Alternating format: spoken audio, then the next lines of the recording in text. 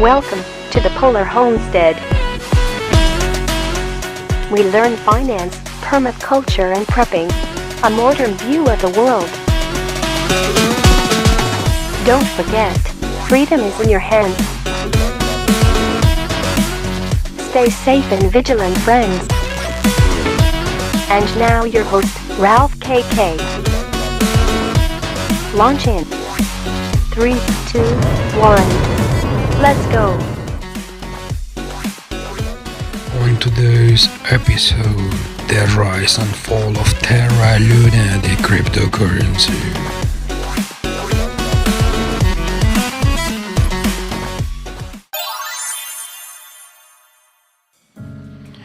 At the top, it had a market cap of around $40 billion and a price of approximately $119 per token.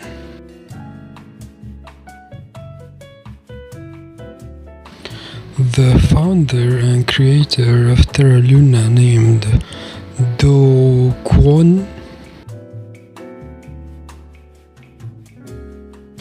he probably has no idea what happened.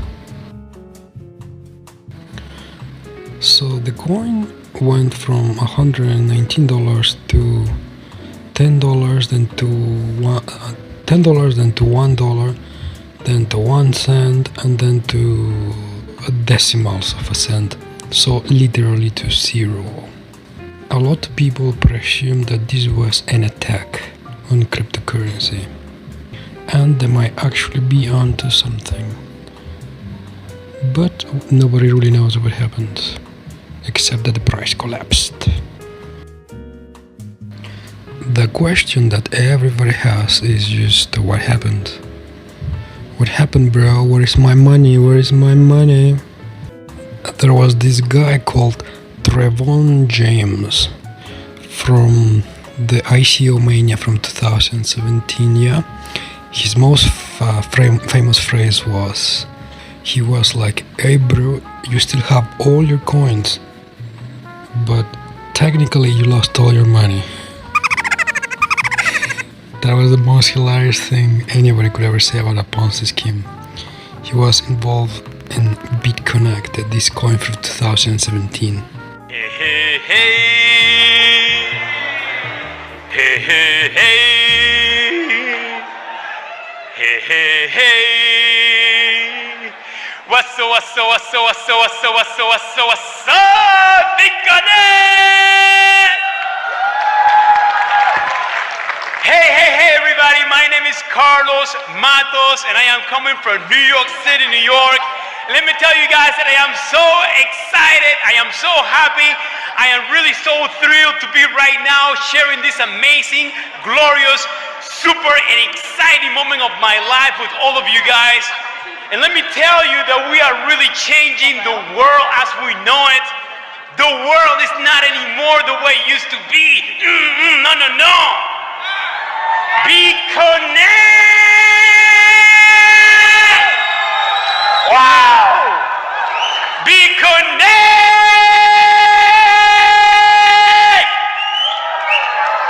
We are coming, and we are coming in waves. We are starting, and we are going to actually go all over the world.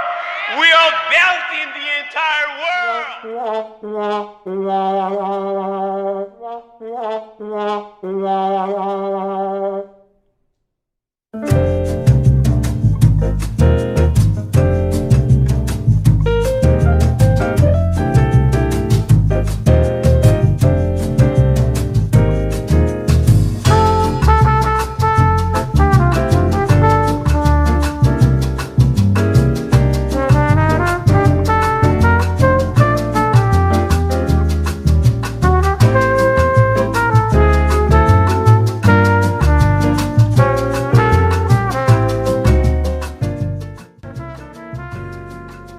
Yeah bros, BitConnect, those were the days. 2017 ICO Mania. Who remembers the pump and dumps in Cryptopia and Polonia? banks, 2017, 2016 and before.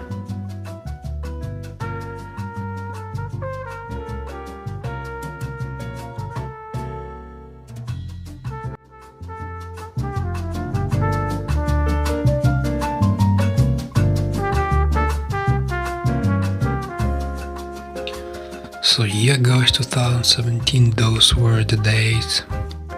ICO mania, the dawn of Ethereum, and all this crazy experiment in the cryptosphere.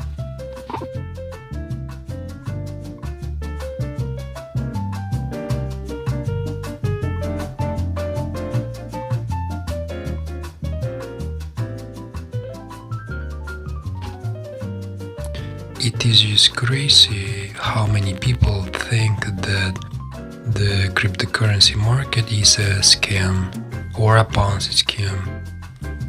I mean, imagine that the cryptocurrency market is something like the Wild West. So you could say there are no rules, but there are some rules.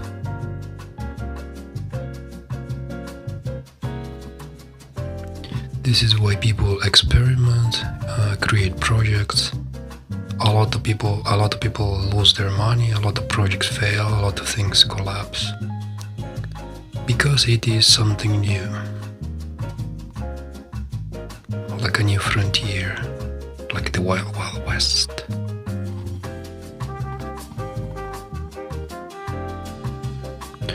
So back to Bitcoin, and yeah, there was definitely a Ponzi scheme. It worked like a pyramid. People at the bottom gave money to the people on top. And to keep the Ponzi going, the people at the bottom had to find more people to put more people at the bottom to keep things going. And the moment that there was no people to put at the bottom, then the Ponzi would collapse. That was BitConnect.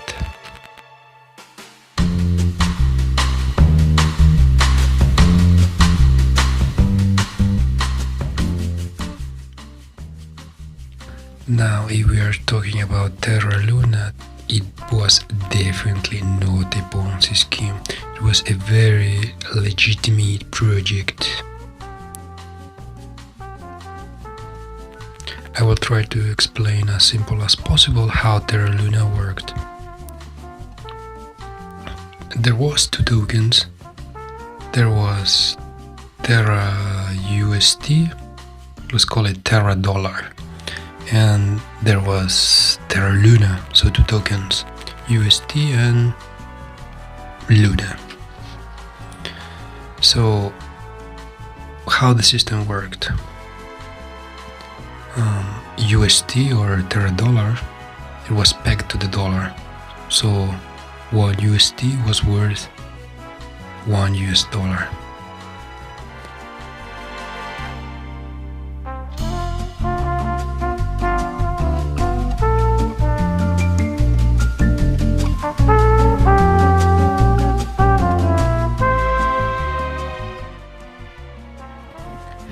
The special thing about it is, or was, that USD was not backed by money in a bank.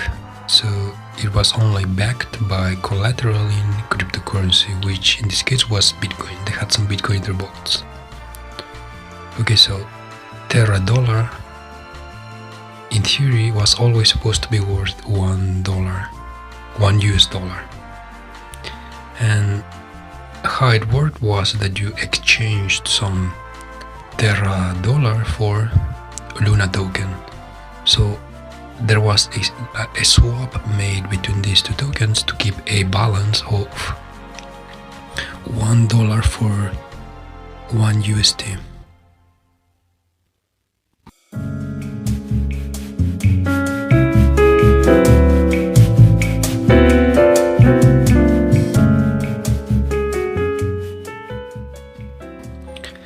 The supply of Terra Luna it was always elastic. This means that the supply could be increased or reduced anytime. In this way, the $1, the exchange was able to be kept at always $1.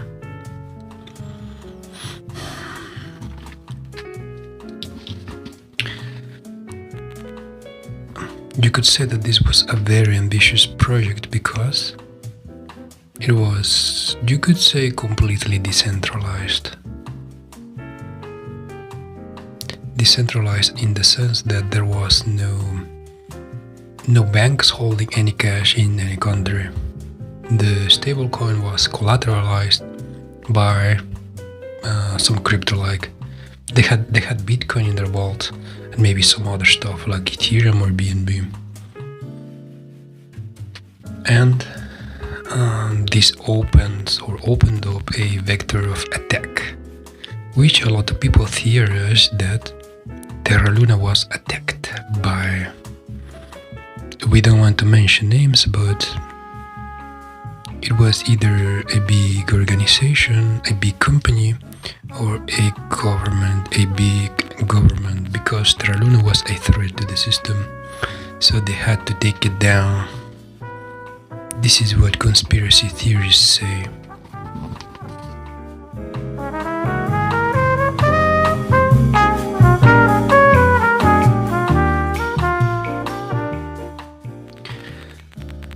So the peg was lost 1 week ago. A little bit more than 1 week ago. The value of $1 was not $1 anymore. It just completely collapsed. So there was somebody attacking the network. How did they do this? So the rumor says that somebody got some Bitcoin, they collateralized it, they got like a bunch of $, and then they started selling the $, for Luna. Hence, there was just too much money, and the system could not cope with this stress, because this third party, they were just continuously selling at any price until the peg was lost. So they kept selling $, all the way to zero. Well, okay, Terra Luna, the lowest point was worth 1 cent. I think it was 1 cent.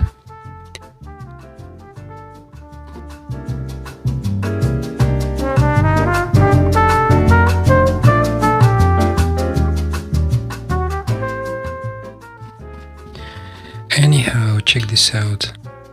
In 1 week, the whole cryptocurrency market, it lost $1.5 trillion, something like this. It was a ridiculous amount of money. And after the collapse of this algorithmic stablecoin, guess what happened? A bunch of people in the government, they started to call for regulation, for more regulation, to put more rules, more laws, which is ultimately what they want from the beginning. So this is the conspiracy.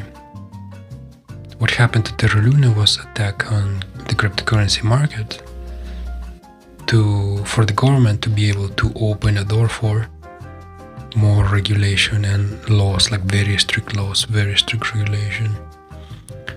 We don't know yet the consequences or what it is going to happen, but you can bet that down the road, in 6 months, maybe 1 year, new draconian laws will be passed,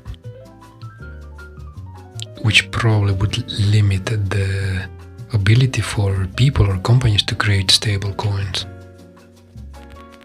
So they basically want to keep on their own banking system running the way that it is, and for crypto not to be any kind of threat to them.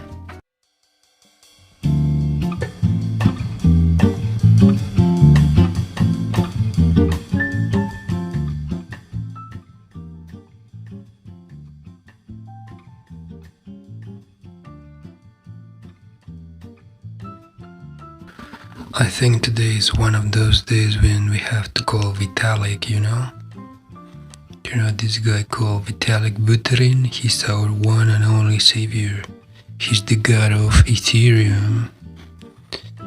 Maybe we should give him a call so he comes fix this Terra money stuff, you know?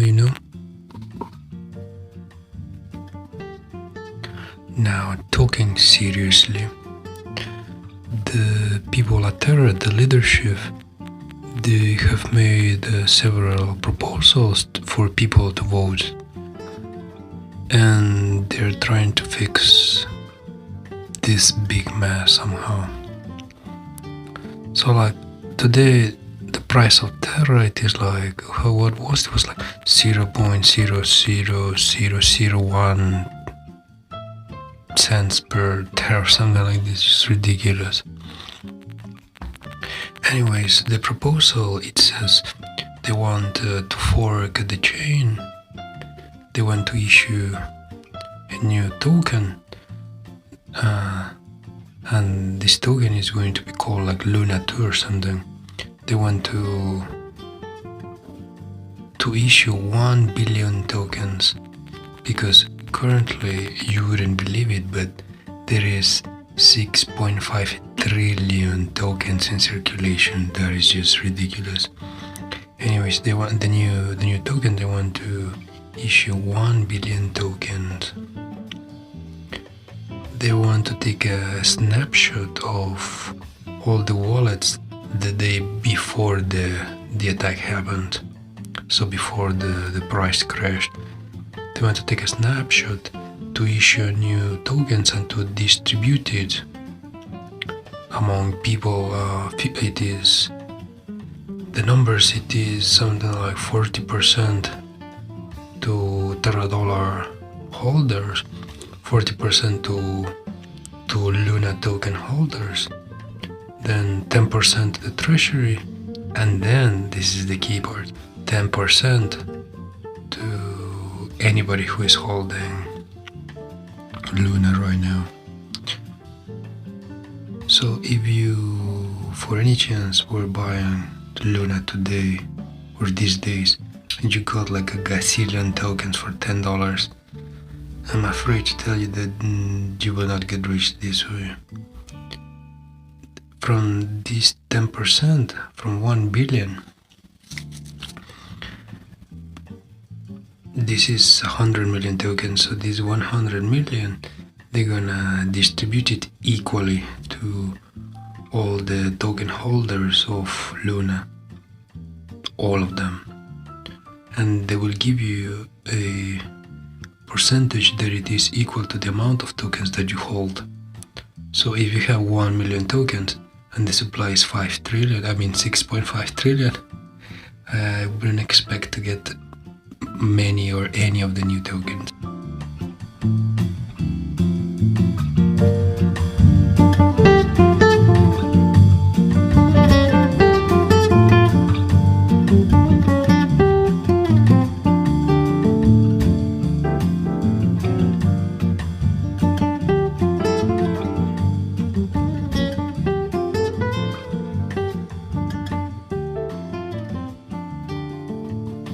So that's all for now about the Terra Luna saga. I personally don't think that this project is going to recover. I think somehow it will just be forgotten somehow. I'm not very optimistic about the recovery. So be careful out there when you buy cryptocurrency. It's the wild, wild west. It is the jungle, and the lion will come and eat you alive. Now some background music.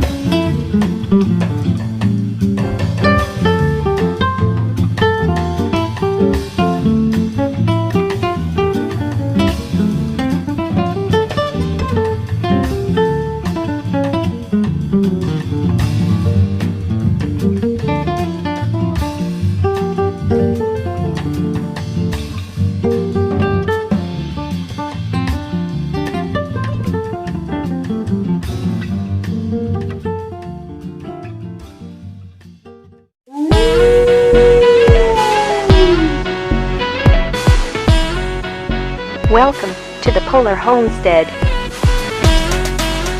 We learn finance, permaculture and prepping. A modern view of the world. Don't forget, freedom is in your hands. Stay safe and vigilant, friends. And now your host, Ralph KK. Launch in 3, 2, 1. Let's go.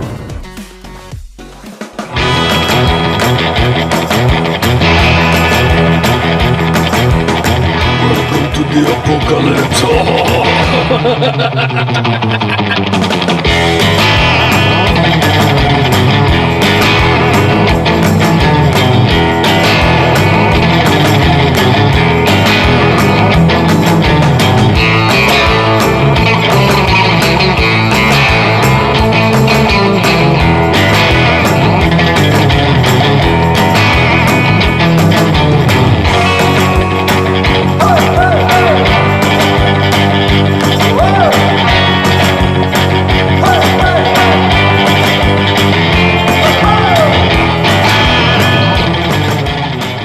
Today we have a guest here. Her name is Christine from Norway.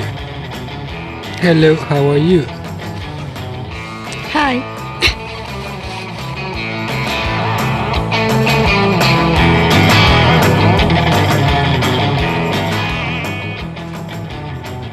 Okay, so let's talk about food insecurity. Tell me, can you grow any kind of food? We can grow food, but here the climate it is not that much kind like in the Central Europe, for example. No, but I mean in general, like you as a person, can you grow any kind of food? Yeah, sure. We have our little garden, but it's before we were using it more like fun to just to spend some free time closer to nature. But right now, probably with all of this situation happening, we will be more careful and pay more attention to this kind of activity.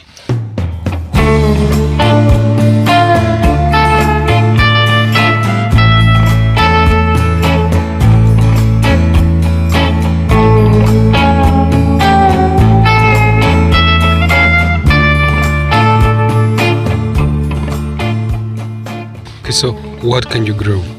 For example, you yourself, what can you grow? I can grow kale, potatoes, maybe radish. How do you grow potatoes? I'm an expert in growing of potatoes. How do you grow potatoes?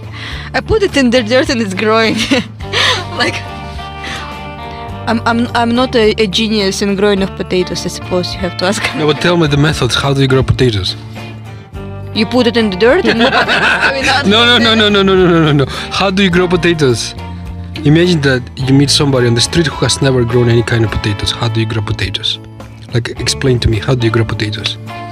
You get with the seeds, or you get like a potato with the growth, and then you cut it and you put it in the dirt, and from this little growth, the new potatoes they're coming out.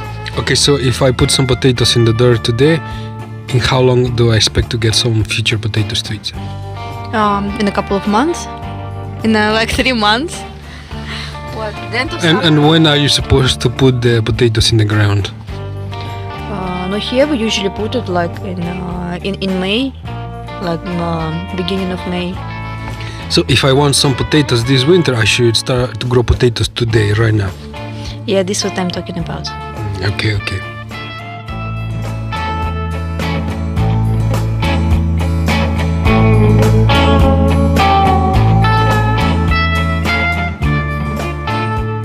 So tell me, what is your opinion about food insecurity in the world? What should the government be doing about food insecurity? I don't think that the government would listen to what I say. So like this is their decisions, them and what they do. It has like big influence on what's happening. So what should they do? I don't think that there is anything that they can do instantly just to improve the situation right now. Like so for example, today you go to the supermarket. there is like a lot of things or food that you cannot find, or that it has double or triple in price, like wheat, like pasta, like sugar, salt, meat, beef. It has gone up like 5 times the price. So what can you do in these circumstances? For now, you still can get some, so just to not to make it too difficult for yourself, like for your budget, you just instead of one bag of pasta, you get like 2. You eat one and you put one for storage. Yeah, but I mean, if the price is the double, triple, what do? You cannot even afford one bag of pasta. Myself, I'm not in this situation, at least for now, and I hope that. What do you mean? Are you like a privileged citizen with a lot of money? This is what you were trying to tell people?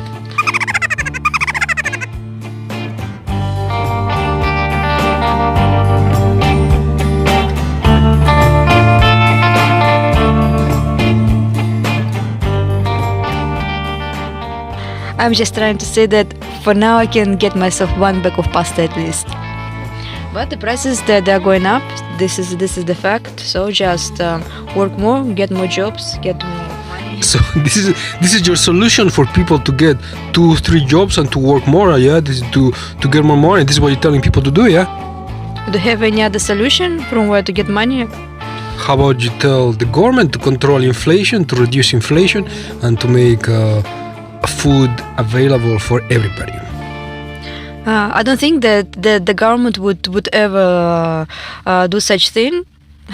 So like we have to be realistic about this. Like this is some measures that we have to take just to survive for a current moment.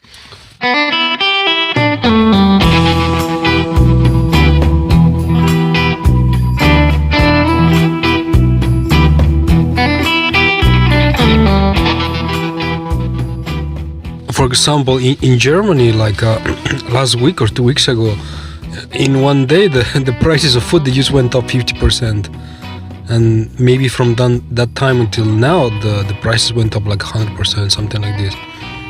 So what should the German government do? What is your opinion about this?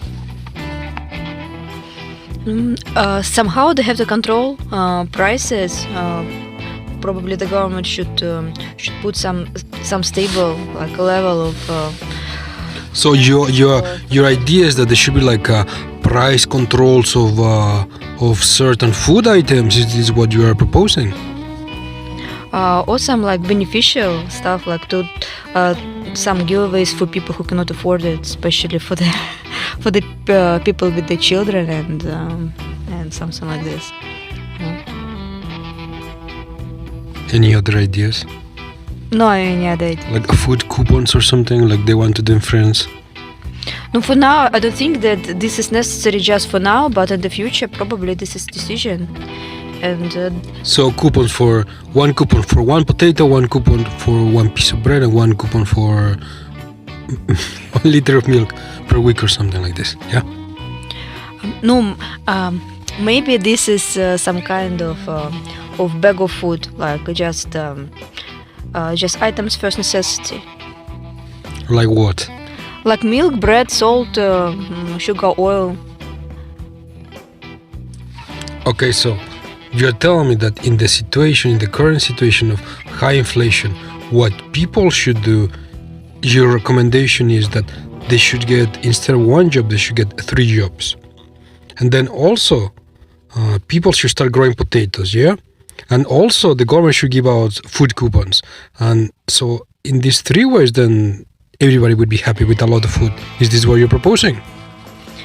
This is not exactly what I said. First of all, like you should get some extra income in case you can.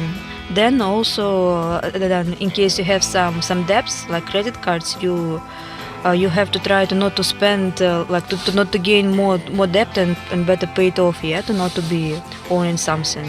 Also, like this is the point. And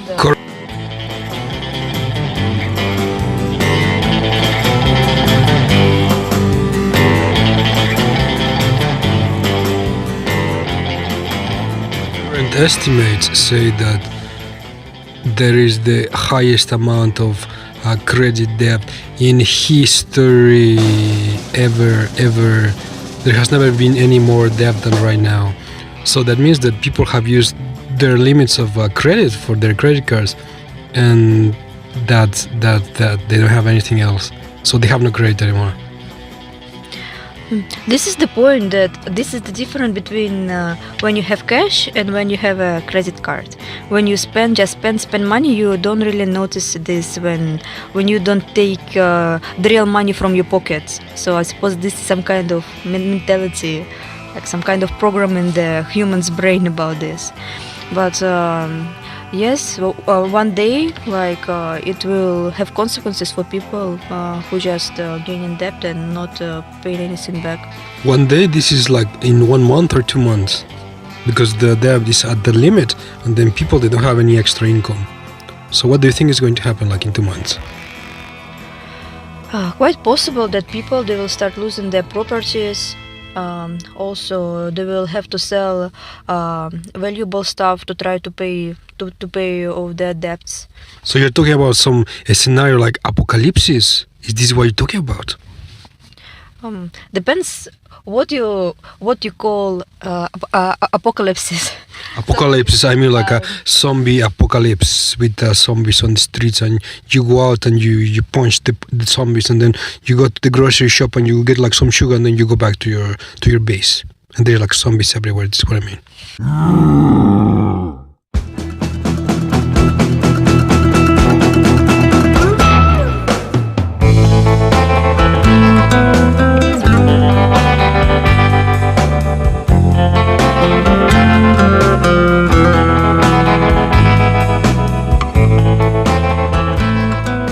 Not in the situation yet when people, they're like really at the border of like poverty or something, like just like the end of the world. But people, they will lose this kind of lifestyle they got used to, especially like Europe or USA, with the very high standards of living.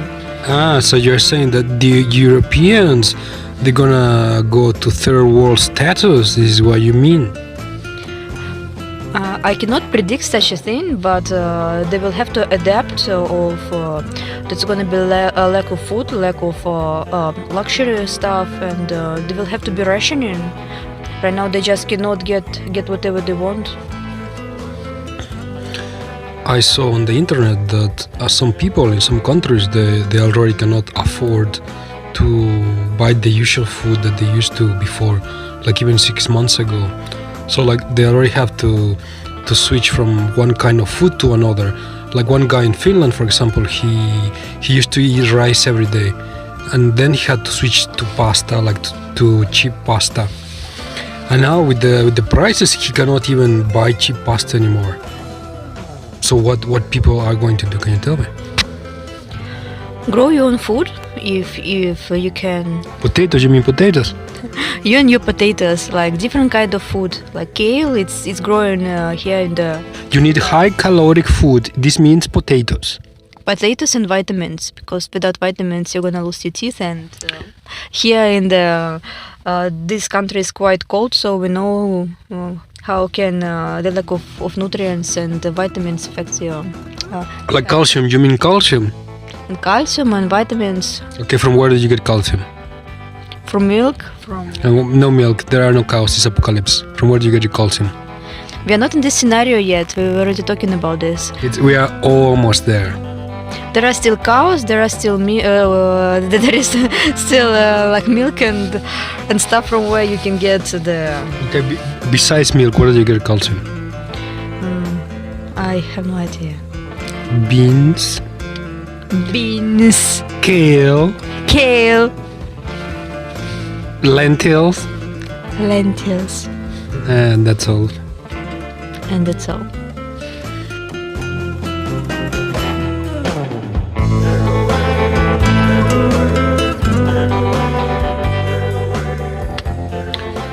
Okay, so what is your advice for the audience to do in the coming months to improve their situation, their food security, and in general their well-being? What do you recommend for the audience?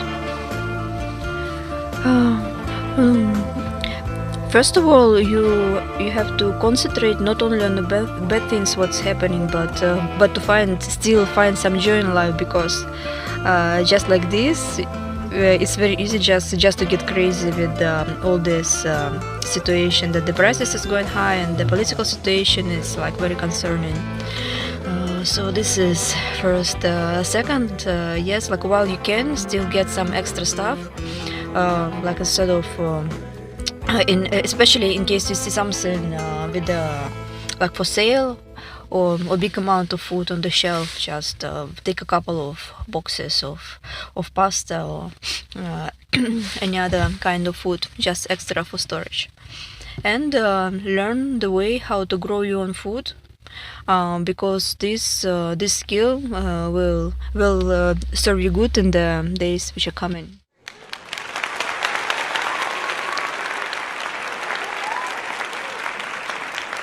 Okay. Say goodbye to the audience. Goodbye, people. Okay, bye-bye. God bless you.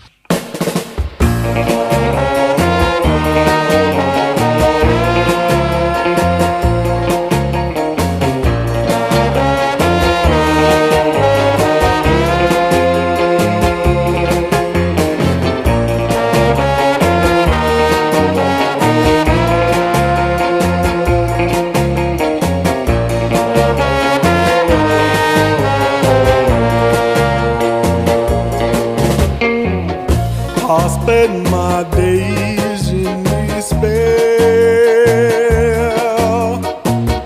for in my mind you're still there.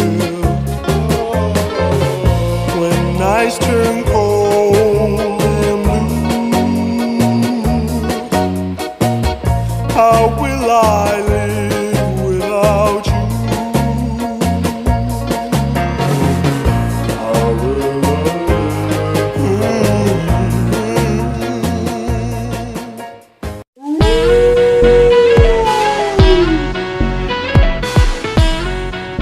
Welcome to the Polar Homestead.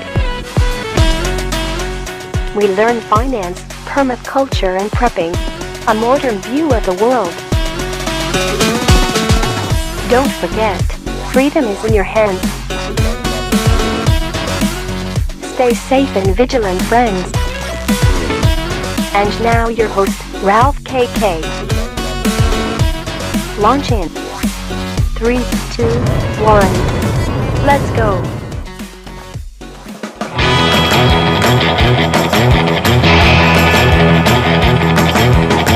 Welcome to the apocalypse.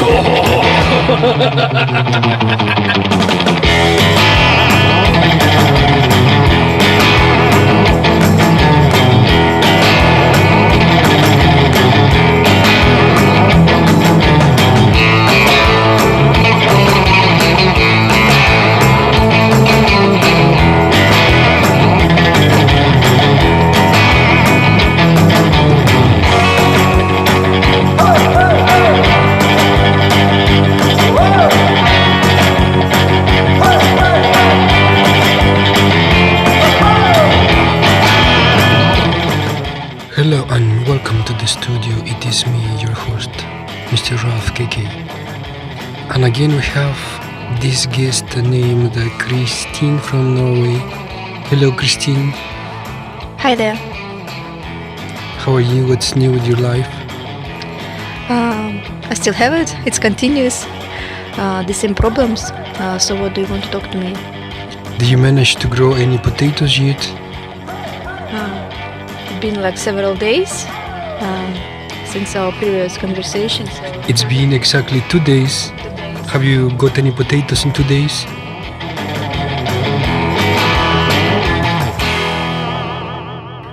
you asked me last time. It takes several months for them to grow. So if you have any other question except your famous potatoes. Between 3 months and 4 months, this is what it takes to grow potatoes.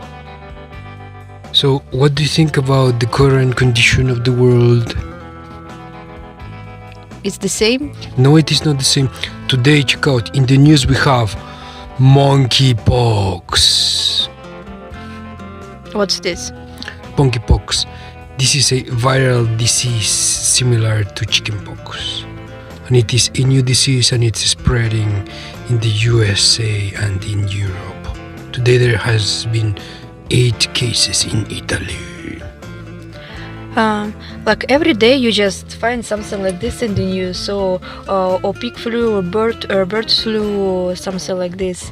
And after COVID-19, I suppose it's already not such a great news to hear anything about disease. Like everybody like kind of got used to such kind of news. So this is just another disease. But the name says what it is. Monkeypox. It means that it is a disease that comes from monkeys. This doesn't scare you, this kind of name? No, this the same if you would be scared of pigs or birds. Like a pig flu. Are you scared of pig flu? Of course I'm scared of any kind of disease. You can die from any kind of disease. Actually, you can die from anything. You can just fall in the puddle and die there, so you can be scared of anything. Yeah, like the name, it makes you think what it is, but. So you mean that we should be brave in face of apocalypse? Yeah, sure, we have to be brave.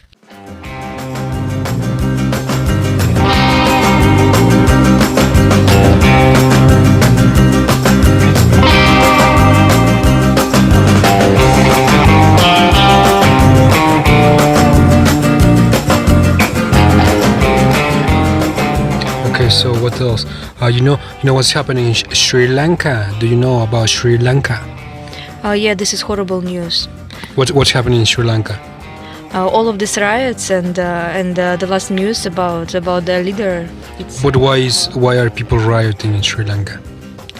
The reason is the same: high prices for oil and not enough resources. And I think that this what is coming, like earlier or later, probably everywhere in a different level of intense. Like depends which country it is. So like this, what we will face soon, probably in many countries, especially the third world countries. So you mean that the zombie apocalypse is coming? I already got that. This is your favorite phrase, zombie apocalypse. Yeah.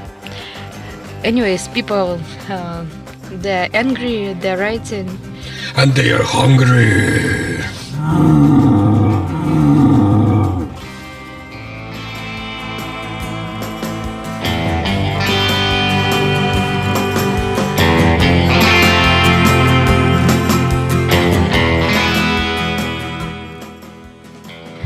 People, they're all the time hungry. So today, officially, Sri Lanka, they had the last day of fuel, of gasoline. After today, they have no gasoline for no cars, no nothing. And according to them, to their government, they only have $1 million of cash for the whole country of Sri Lanka. What do you think about this? Of course, this is horrible. And how do you think that they could fix it in a short term? Just it's not fixable instantly. Like in case you have such a situation, people will continue writing. So what exactly do you want? Are you asking? No, according to the government, they asked for a loan to the International Monetary Fund. So they asked for like a aid package. So they are waiting for some kind of money from them, but there has not been any kind of response. So they have no gasoline, they have no food. There is people rioting on the streets, like even people, like common citizens, they are taking justice to their own hands. So they go to the houses of politicians and they start like burning the houses of politicians, or finding the politicians and beating them up with sticks. Or they go outside of parliament and they wait for the politicians to come out from parliament and they start like beating them up with sticks. This is like paradox that it is like a very, very, very rare case when people they would be satisfied completely with the government, and but in situations like this, when it is some kind of extreme case, so like you can expect anything from people. But the point is that whatever government they would put there right now, instantly in such a situation which already just there, and it is not fixable just immediately. So even with the new government, I don't think that this problem would be solved instantly and would be solved in general. It should be some kind of decision, not only for Sri Lanka, but in general, some kind of decision for the third world countries, which very soon they will not have the same resources and money. So it should be maybe some kind of program to help them in general. Do you consider Turkey a third world country?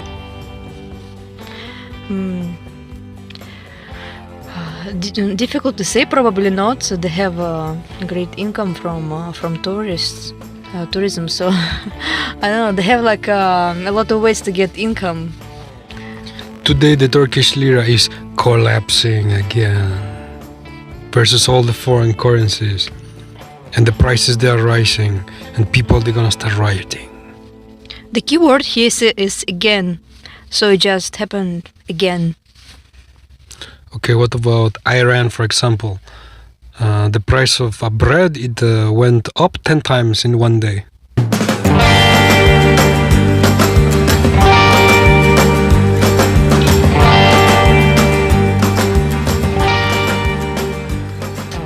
In different countries, different products, and inflation is growing everywhere. You cannot name no one country which wouldn't have like the prices to raise like they're raising just in every country. In Iran this is one thing, and in Germany this is the other thing. So is this a problem of the third world, or just any country can experience these kind of problems? I suppose any country, just like I say that if we are talking about the third world countries, it just coming like faster because of the lack of some stuff, the same like lack of money and resources. For more developed countries, like European countries, it's also coming, but with not such a great speed. Today in Italy, in Napoli, people were rioting because of the prices of food, because the prices of gasoline, the prices of gas, all the prices they are just going up to infinity. They come to infinity everywhere. Look at all the prices. You go to the shop and just compare prices from 1 week ago. And this about Italy, this is also about the mentality of these people. Like, have you been to Italy? I have been to Italy. People there are very nice. Yeah, and also they're very expressive, so they cannot just hold this. If they don't like something, they just go outside and they shout it loud.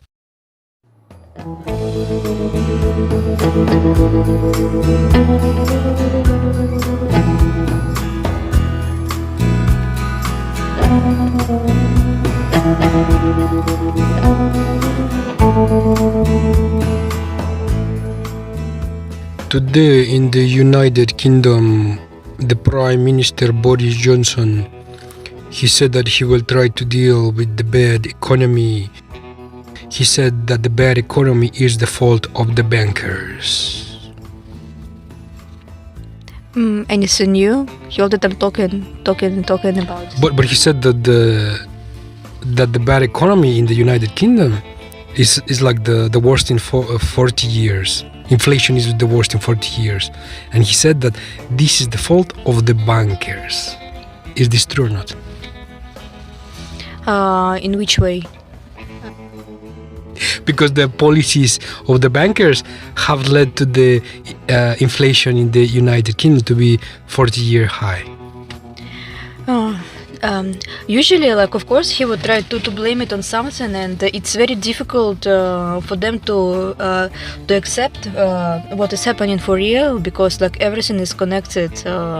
Like the price for oil, the dollar, the same. Like because of this instant printing of money, it's like this constant like huge inflation. It would be very. Very stupid to not accept that it would also have big impact for Europe and for all the and for United Kingdom, which are not part of Europe. Yeah. So you are saying that this inflation is caused by the all the infinite amount of money being printed? Obviously.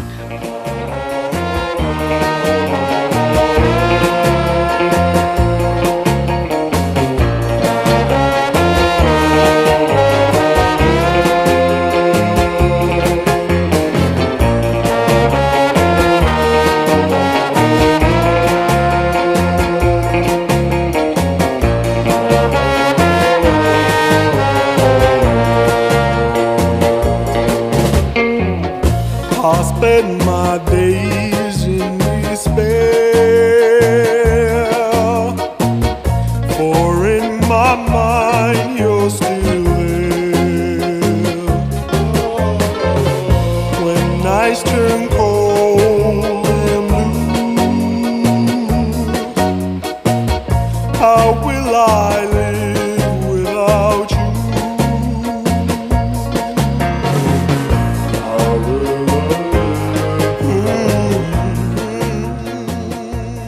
you? You are like a common citizen and you understand that this is happening, yeah? You don't need to be genius. You don't have to be genius to understand this.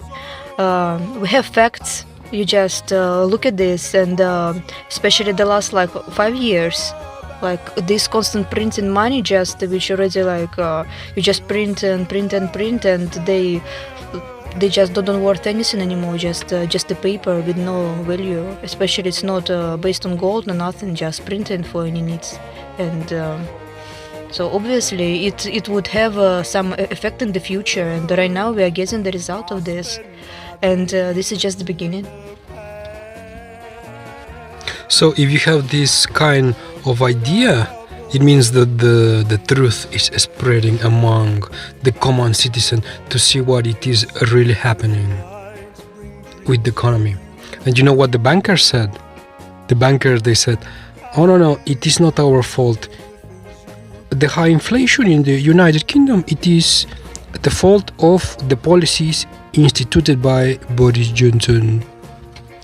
The point is that for some reason people, I wouldn't say they're blind, but they just don't want to accept the facts. And especially like people, not young people, they tend to watch just general television with all of this government people speaking, and they tend to believe them. And they don't want just to make their own research and compare the facts. Also between my friends, some of them, they just continue like believing in something what the government tells them. Don't make their own research. Okay, so people, they're starting to notice the truth, yeah? So how long do you think we have before people start panicking and start like trying to protect themselves against the future, like to go and buy like 50 kilograms of pasta or rice or something like this?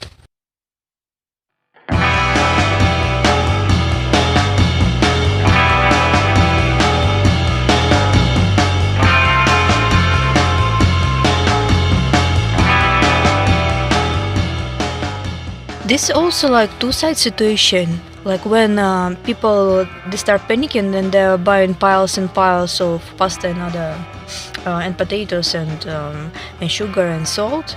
Other people, they just see it, and this is like a chain effect.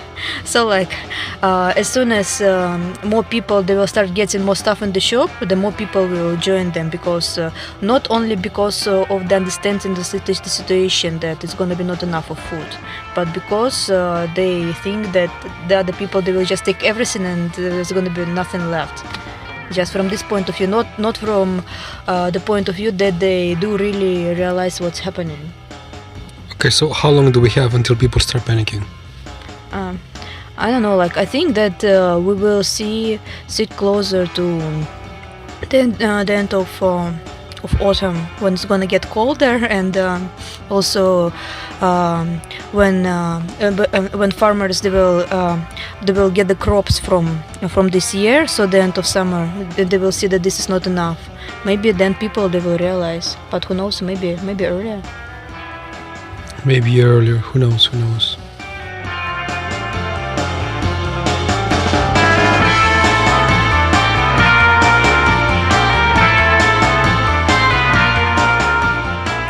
Okay, that is some very interesting opinion.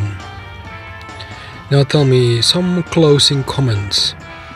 How should people prepare for the future, like this coming winter? Because this winter it seems like it's going to be very difficult. Like the price for heating is going to be very high, the price for food is going to be very high. What should people do at this point?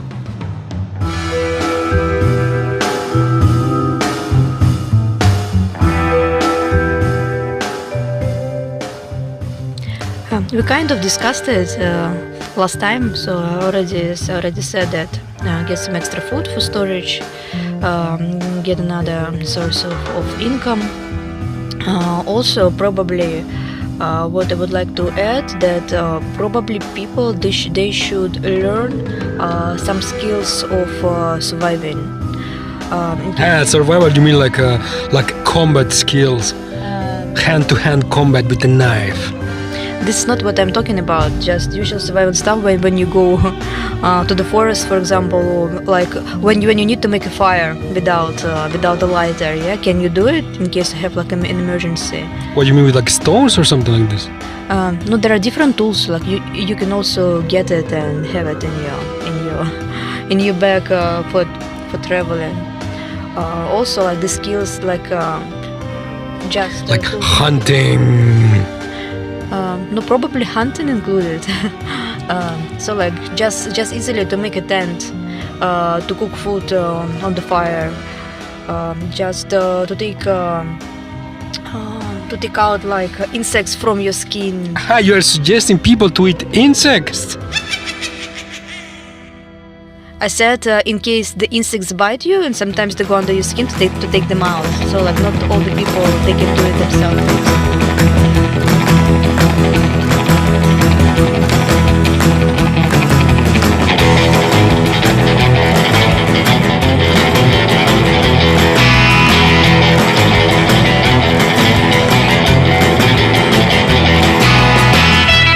Okay. And how to protect themselves from wild animals, like a bear. And also self-defense against the people. Hand-to-hand combat with a knife. You're too violent. Just for people to not to let to punch you. In case they're angry, like in case you're in the crowd and you need just to get some shelter and protection, just to punch somebody to. So then you mean something like a pepper spray. Or pepper spray. To blind the enemy. Okay. That sounds very, very smart and intelligent. Okay, say goodbye to everybody. Goodbye, people. Stay safe. What else? You forgot to say something. I will not say this.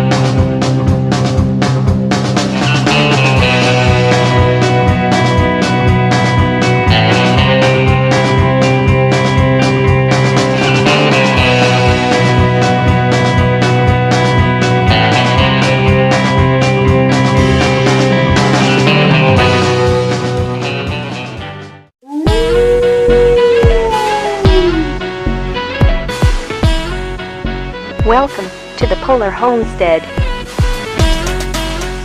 We learn finance, permaculture and prepping. A modern view of the world. Don't forget, freedom is in your hands. Stay safe and vigilant, friends. And now your host, Ralph KK. Launch in 3, 2, 1. Let's go.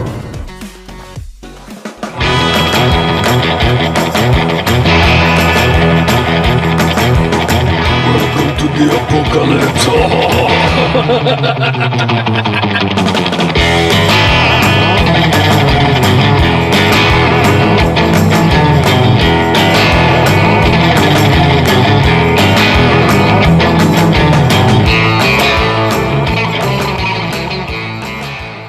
Hello and welcome, my fellow humans. This is Ralph KK. And this is the Polar Homestead podcast. Today we have a very interesting topic to talk about. Considering everything that is going on around, like check out the news, you see the main problem today, or the current problem today, is food insecurity. By food insecurity, I mean that the amount of people that has no access to food or to adequate amounts of food is greatly increasing daily, particularly in developing nations. There it's a big problem, but it's not only them, because soon it is going to be a problem of the first world. The first step before there is a scarcity or lack of food, the first step is high prices for food. If you go today to the supermarket, you will notice that the prices for everything, they have greatly increased, at least 2 or 3 times of what it used to be last year, for example. And today the main problem is wheat. There is not enough wheat in the world. According to some research done by a company that uses artificial intelligence to calculate how much wheat there is left in the world, according to them, there is around 10 weeks left of wheat in the world, for the whole world. 10 weeks left, and after that there is no more. I mean, can you imagine what this would do to civilization? Like what would Italy be without pasta? Can you imagine Italy with no pasta, or France without a baguette? This is apocalypse.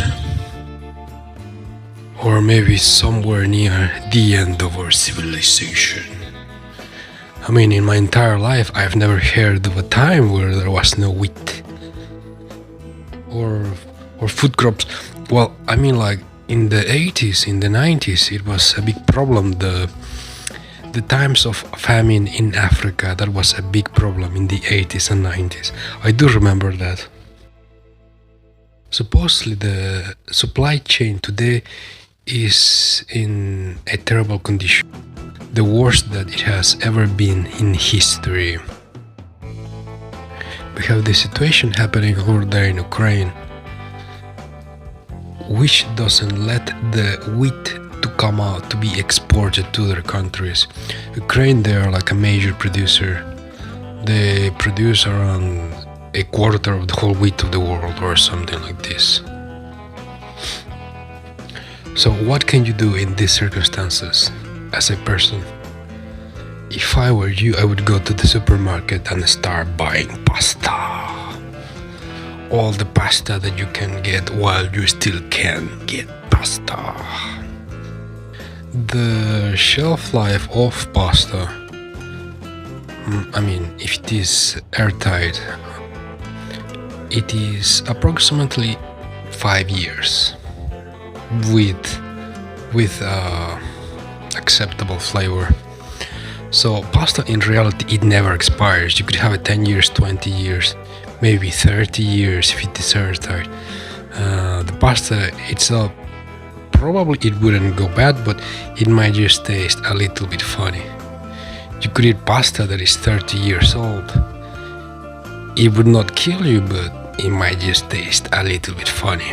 But if we are talking about quality, like pasta that you can eat, that you can make a dish, 5 years, this is a good time for storage, if it is airtight. So airtight, this means that it's in a plastic bag and there is no air coming in, coming out. And then you store it in some cold, dark place. Cold, I mean like 0 to 5 Celsius. This means cold. And like this, you can keep your pasta in a very good condition for 5 years.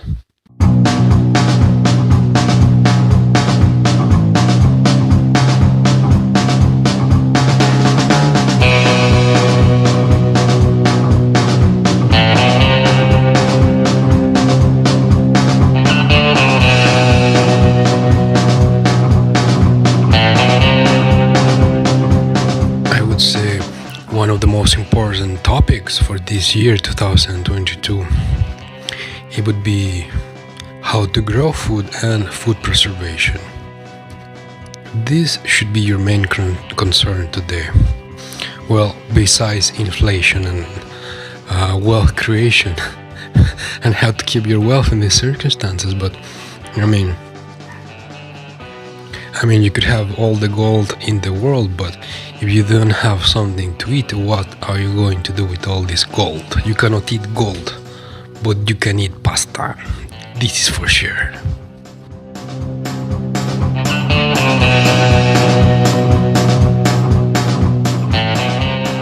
Most people today, the modern man, they have lost the ability to grow food.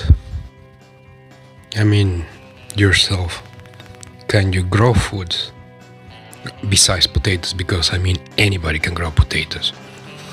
You just grab a potato, you drop it in the dirt, you cover it with dirt, you drop some water on top, and 3-4 months later, you will have maybe some more potatoes. Potatoes are very easy to grow. But in general, can you grow food? Do you know how to grow food? If you've ever tried to grow anything, or if this is going to be your first time, you will soon find out that growing food is one of the most difficult things to do.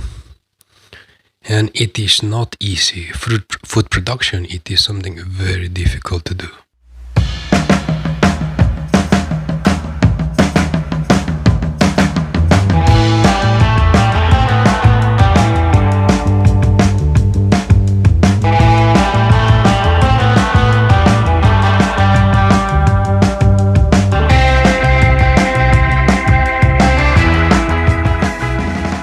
Along your journey of growing food, you will have many disappointments. There is nothing like the feeling of putting some seeds in the ground, seeing those seeds growing, a plant comes out, and you have some kind of attachment to this new plant that you have kind of created. And then, maybe a couple of weeks later, maybe a month later, 2 months later, then what if something happens, like if it is outside, what if it is too hot, or what if there is no water? And then the plant dies. Then what do? This will be a big disappointment to lose a plant that you were growing. And this can disappoint you or encourage you. But in general, when you are growing something and it dies, you usually take this like a hit. It does bother you. So imagine you're growing like a whole field of wheat. There is no rain and it is hot outside, and your whole crop dies. How would you feel about that? This is just one of the hurdles of growing food. We use the method in itself. How do you grow food? The method. It is something like a step-by-step thing to do, where you can fail all along the way. It is not smooth. So my recommendation for you today would be to learn how to grow something. Start with potatoes, move on to beans, maybe continue with beans. Beans are something that are not so difficult to grow. I mean, there are some food crops which you can grow, which are very easy. You start with potatoes, you move to beans, then you move to something else. For example, kale. Kale is super easy to grow. And once you establish a plant, it will keep coming back like every year for a couple of years. From 5 to 10 years. One kale plant, it will give you food every year. You just have to fertilize it 2 times per year. At the end of the season, you cut it down a little bit. And if winter comes, if you live in a place where there is snow, and like before winter you put some mulch around the plant just to protect it. This is kale, a plant which is very nutritious and will feed you every year.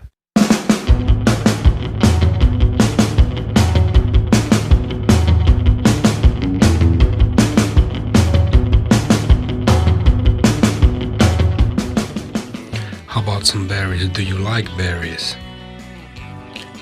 Berry bushes, it is another plant which once you put in the ground, it will come back every year for several years, 5 to 10 usually. And every year it will give you a crop.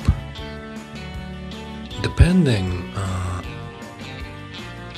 there are dozens, maybe hundreds of varieties of berry bushes.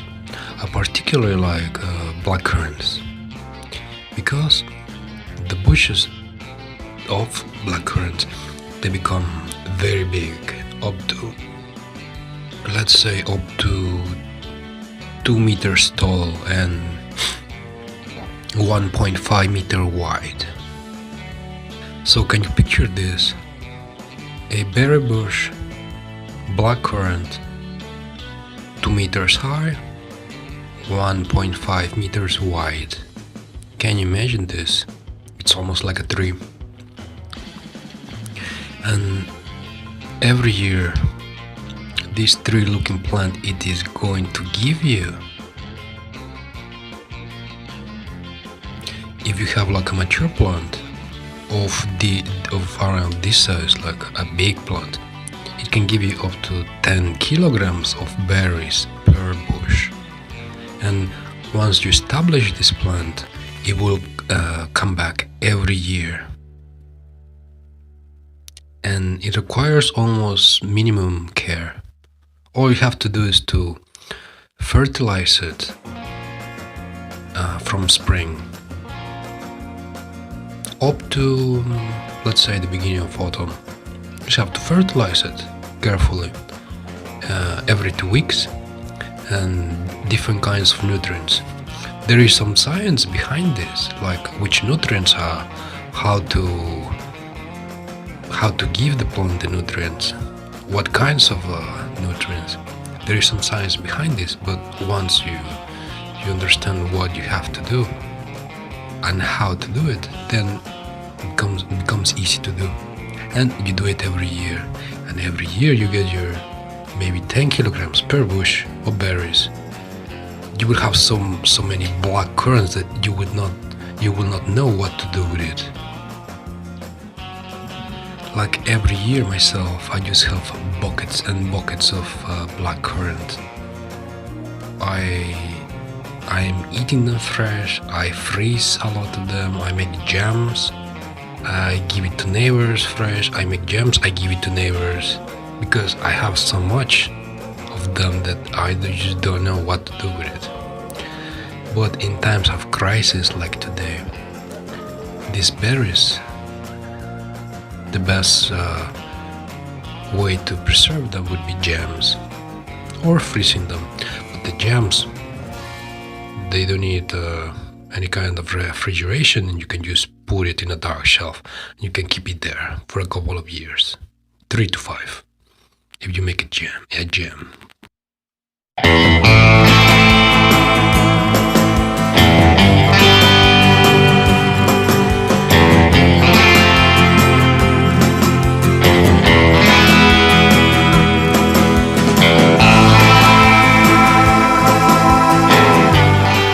Be sure to check out my links, my social media. I'm always posting tutorials about how to grow plants, how to make food.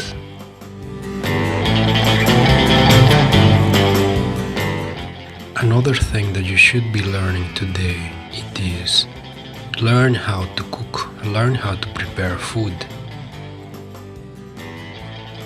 And I think that you should start with learning how to bake bread.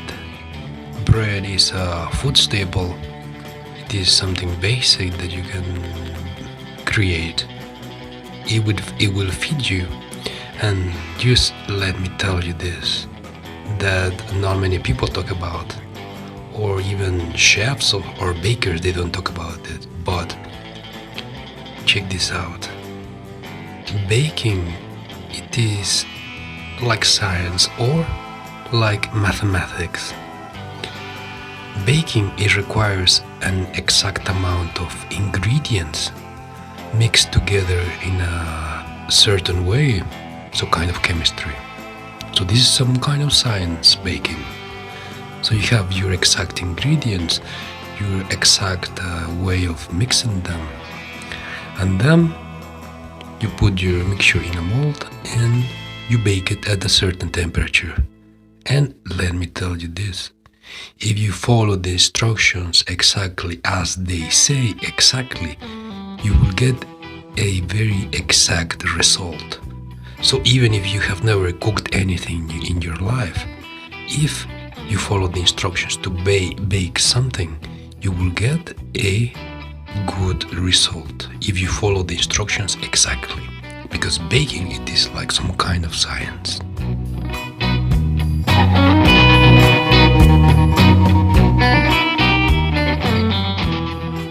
Be sure to check out my YouTube, Polar Homestead, because I do post videos on how to bake bread. They are very easy to follow, and I mean anybody can do it, and they are usually around 10 minutes. So be sure to check out my YouTube if you want to know how to bake bread.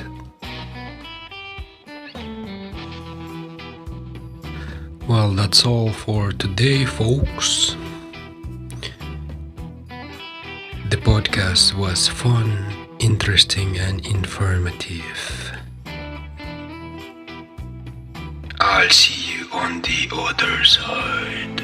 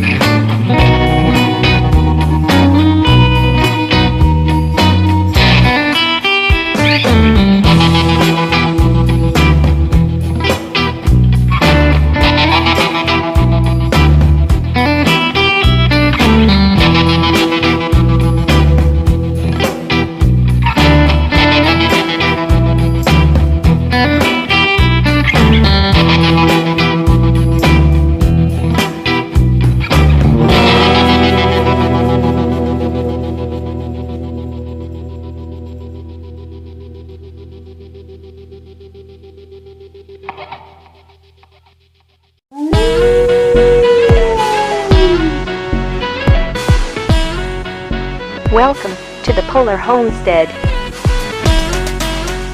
We learn finance, permaculture and prepping, a modern view of the world. Don't forget, freedom is in your hands. Stay safe and vigilant, friends. And now your host, Ralph KK. Launch in 3, 2, 1. Let's go.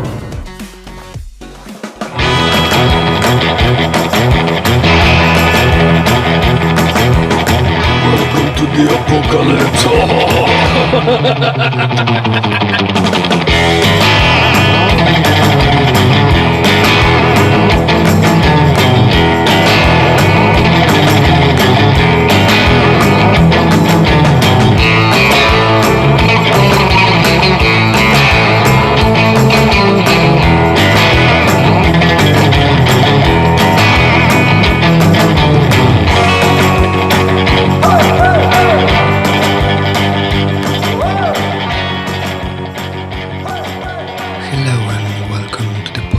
My fellow humans, this is me, your host Ralph KK, and today we have a very interesting conversation about, can you guess about what? Today it's a very relaxed and chill topic. Today we will talk about how to grow berries, the magical trick and a special kind of science to grow the best and biggest, juiciest berries in the whole world.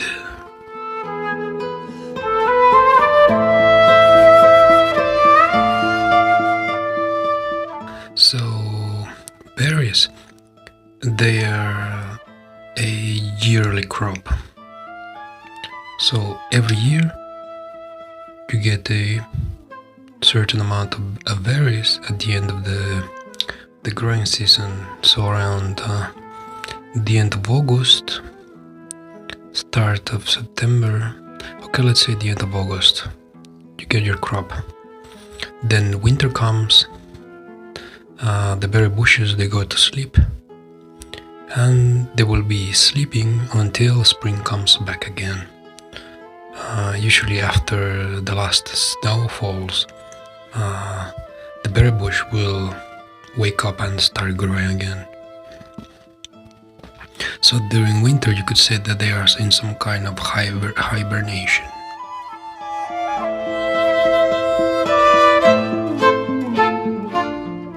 Most berry bushes, they are native to the northern hemisphere of the planet, so they need a cold season kind of to reset their clock and to continue their cycle.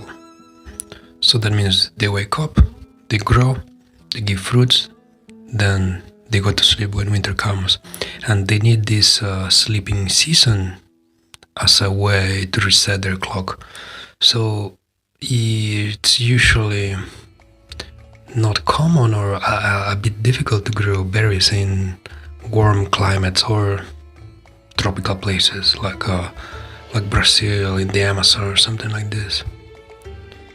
It is difficult because there's this cold season that the berry bushes, they need to reset their cycle, to start their cycle again.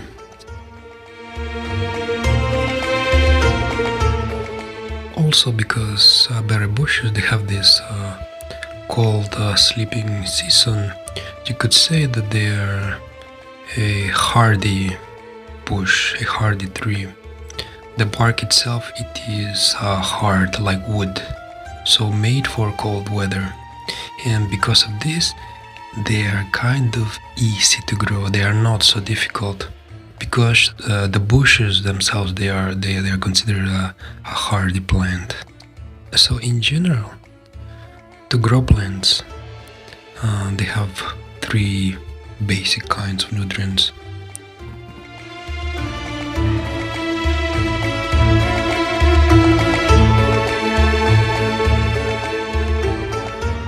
Three main fertilizers, let's say. There is nitrogen, phosphorus and potassium. In general, plants need nitrogen to grow new foliage. So usually you apply nitrogen in spring at the early stages of everything, so the plants, they grow a lot of leaves at the very beginning in spring of the cycle. You put nitrogen, a lot of leaves will come out.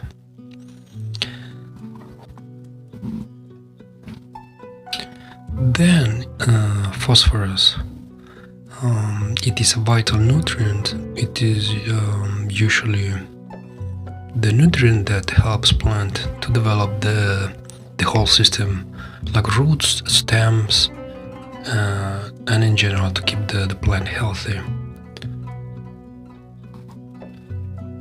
So you could say phosphorus, this is like a well-being nutrient for the plant.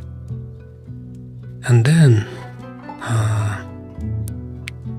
potassium or potash.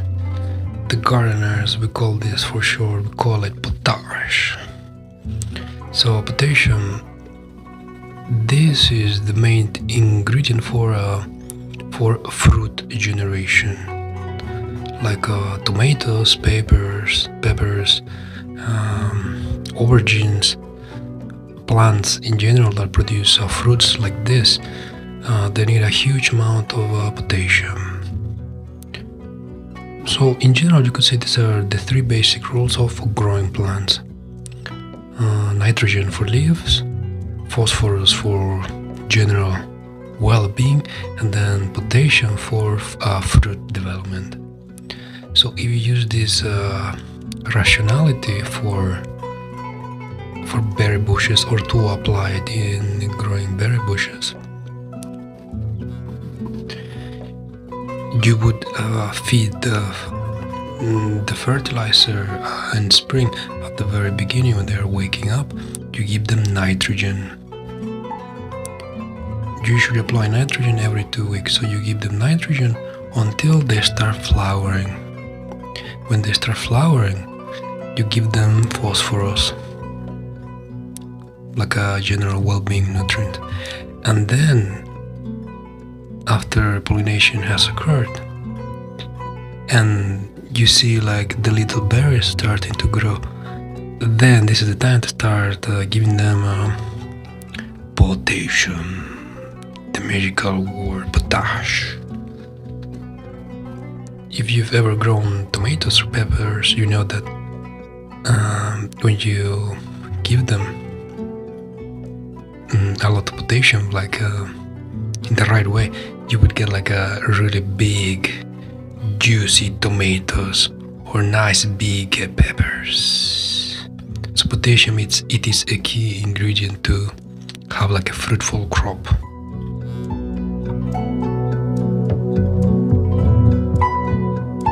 But then some people would ask me, so if potassium it is for fruit development, should I give potassium to corn plants? And the answer is no. These three basic rules apply in general for most plants, but then each specific plant has a different growth cycle and different nutrient requirements. For example, corn, this plant, it only eats nitrogen. Even for fruit production, for the corn cob, it only eats nitrogen, and a lot of nitrogen. When you grow corn in your garden, you would know, or you would notice that corn, this just leaches out completely the nitrogen from the soil.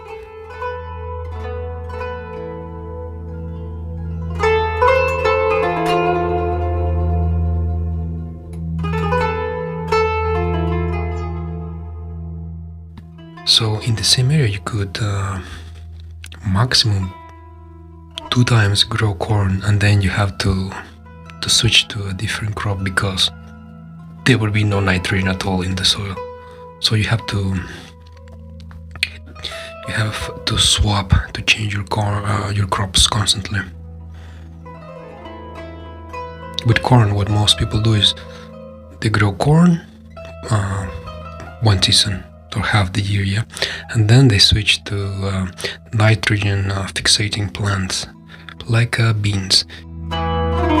You grow beans after you grow corn, so the beans, they are nitrogen fixating plants into the soil. They will fixate the nitrogen back.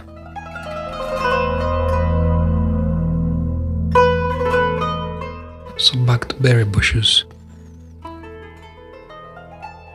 The best crops, in my own opinion, the best kinds of berries to grow would be blackcurrant, raspberries,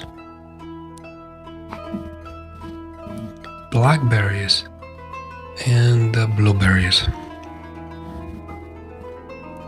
Also strawberries, but the strawberries, this is not a berry bush. Strawberries, this is more like some kind of weed that grows all around the floor in your garden.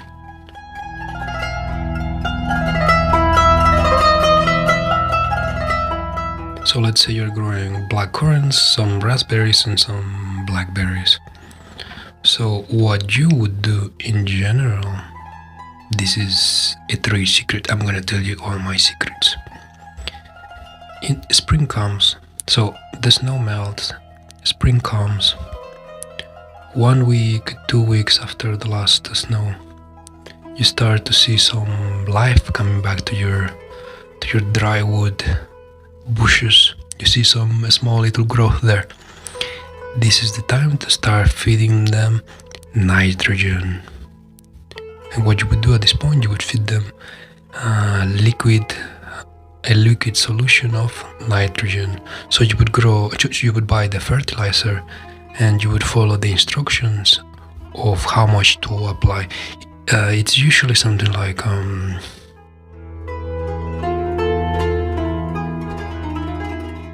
so it is usually something like two spoons of your liquid fertilizer. You dissolve it in 10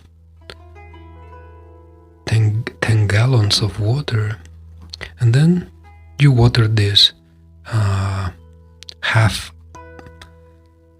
of your 10 gallons, so 5 gallons per bush of your dissolved fertilizer. But be careful to follow the instructions as written, because you can burn the roots of your berry bushes, so you have to be careful with liquid fertilizer. So at the beginning of the season in spring, you give your berry bushes liquid nitrogen. And the main idea is to feed your berry bushes around every 2 weeks. The growing season is usually something like 3 or 4 months, so there is not a lot of time to get your crop. So you did the first step. You fed your berry bushes your liquid nitrogen. 2 weeks later, you have to change to a different kind of fertilizer. You have to get a granulated fertilizer. Still, we're giving them nitrogen. So 2 weeks later, you get granulated nitrogen, and you have to spread around the base of the plant. It again is, you have to follow the instructions, and it's usually like one big spoon of this granulate fertilizer, and you spread at the bottom of your plant. And these two, let's say these two feedings, they are very important, very key, because these nutrients will dictate how much foliage they're going to grow and how fast they start to grow.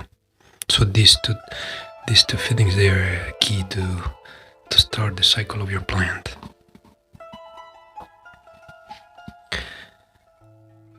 Then it's been 1 month, so your plant is growing, there is a bunch of leaves, and it's just growing happily under the sun. Again, 2 weeks later, after you put the granulate, now it is time to feed them some phosphorus. This middle cycle feeding, this can be more flexible. So you can use organic fertilizer. You can use chicken manure, cow manure. You can use chicken pellets, chicken manure pellets mixed with phosphorus. Again, you can find all kinds of fertilizer in the shop. But in general, you can give them some good chicken manure, cow manure, and the plants will be covered for some time. With organic fertilizer like cow manure, chicken manure, you cannot damage the plants if you put a lot. So with this, you can be flexible. You could usually give them like one or two fists or handful of fertilizer per bush, and it's organic, it's natural. You cannot damage the plant, so you can just drop it around the dirt at the bottom.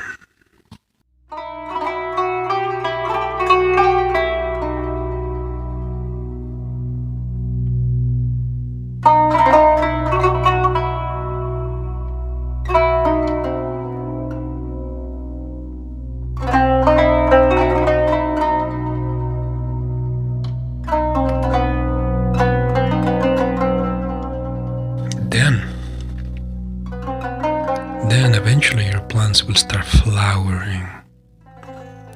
And then this is the key time to check what is happening in your plants.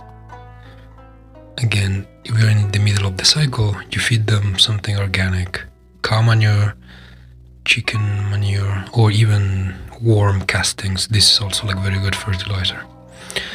So your bushes, they flowered, they got pollinated, and you can see some berries coming out, some berries growing there.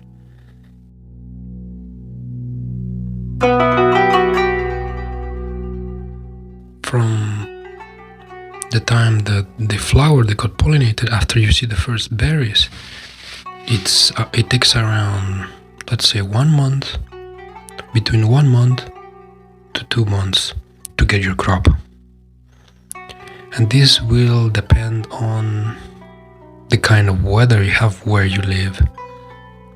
So the berry will keep growing until the plant decides that it's time to go to sleep soon. So it could be growing 1 month, 2 months, and then the fruit will get ripened depending on what the plant decides. If it is warm, they could just keep growing until it starts to get cold again and the plant thinks that it's going to go to sleep.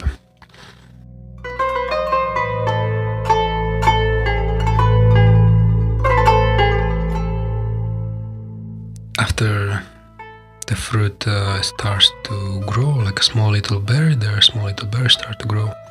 You have 2 or 3 more, let's say 3 to 4 more feedings. And then, because it is going to be like 1 or 2 months, so you don't need to rush the process. You don't need to give them liquid potash. So you would give them granulate. I would say this is the best method to do it. So you need to go to the shop, you need to find some granulate of potash. There is all kinds of stuff. They sell like some kind of you could say ashes of potash, or some kind of dust of potash. I've seen it looks like kind of a gray stuff. But anyways, you give them granulate of potash again every 2 weeks, and again like one spoon per bush. These are general guidelines for your berry bushes for blackcurrant, raspberries and blackberries. General guidelines. It also works for blueberries, but with blueberries, they like acidic soil. So for blueberries, you need to make your soil acidic. For this, you can buy some specialized fertilizer. You can also use coffee grounds. Coffee grounds will turn your soil acidic. You can also use mulch, wood mulch, but you bury the mulch into the dirt, and you cover the mulch with dirt, so it will start decomposing, and this will make the soil acidic. You can also use pine needles or pine wood, but you put it in the dirt, you cover it with dirt, it starts decomposing, it makes the soil acidic. And this is only for blueberries. Blueberries are the most acidic loving berry bushes ever in existence. So spring is finished, summer is finished, and if you follow the instructions, probably you will have some very big berries. And depending how big and old your bush is, it will depend how many kilograms of berries you get. Like my black currants, they usually give me like between 5 and 10 kilograms of black currants, for example. The raspberries also, depending how big the plant is, they will give you many berries to eat. Strawberries, this is another story for another podcast. And the strawberries, I would highly recommend you to grow it because it's one of the easiest things to grow. But again, strawberries, this is information for another time, for another podcast. Hope you enjoyed the information, and I'll see you again next time. Enjoy the music.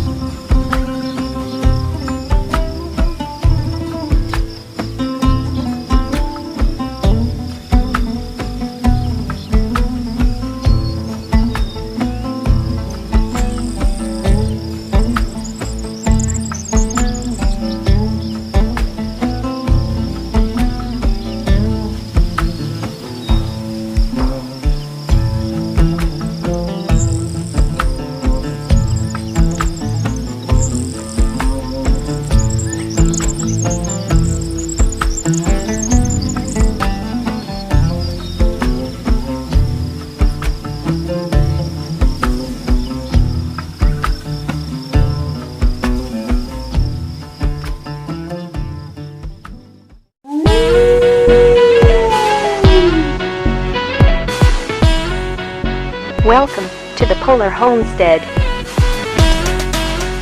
We learn finance, permaculture and prepping. A modern view of the world. Don't forget, freedom is in your hands. Stay safe and vigilant, friends. And now your host, Ralph KK.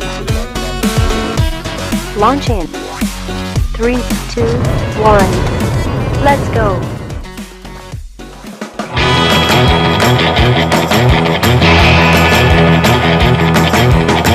Welcome to the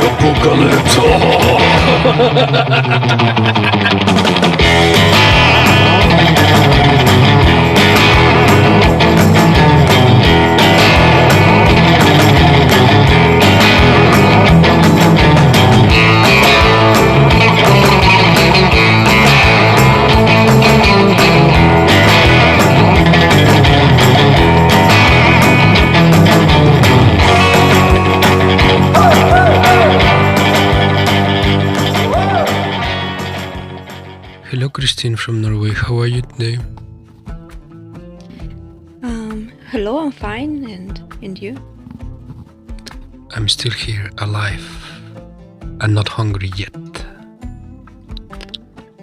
The current topic is food insecurity as usual, because people are hungry and there is no food.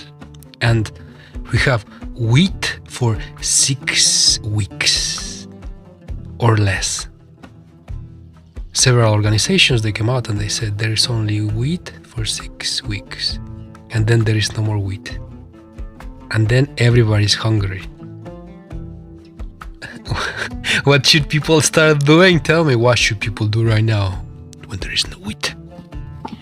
This 6 weeks information, this is for the whole European Union? Or? For the whole world. Some organizations, some researchers, they used artificial intelligence, and they calculated all the reserves of wheat for the whole world. They calculated this with artificial intelligence, and they came to the conclusion that there is. So when they released the information, it was 10 weeks. Today, something like 6 or 7 weeks left of wheat for the whole world. No, in stockpiles.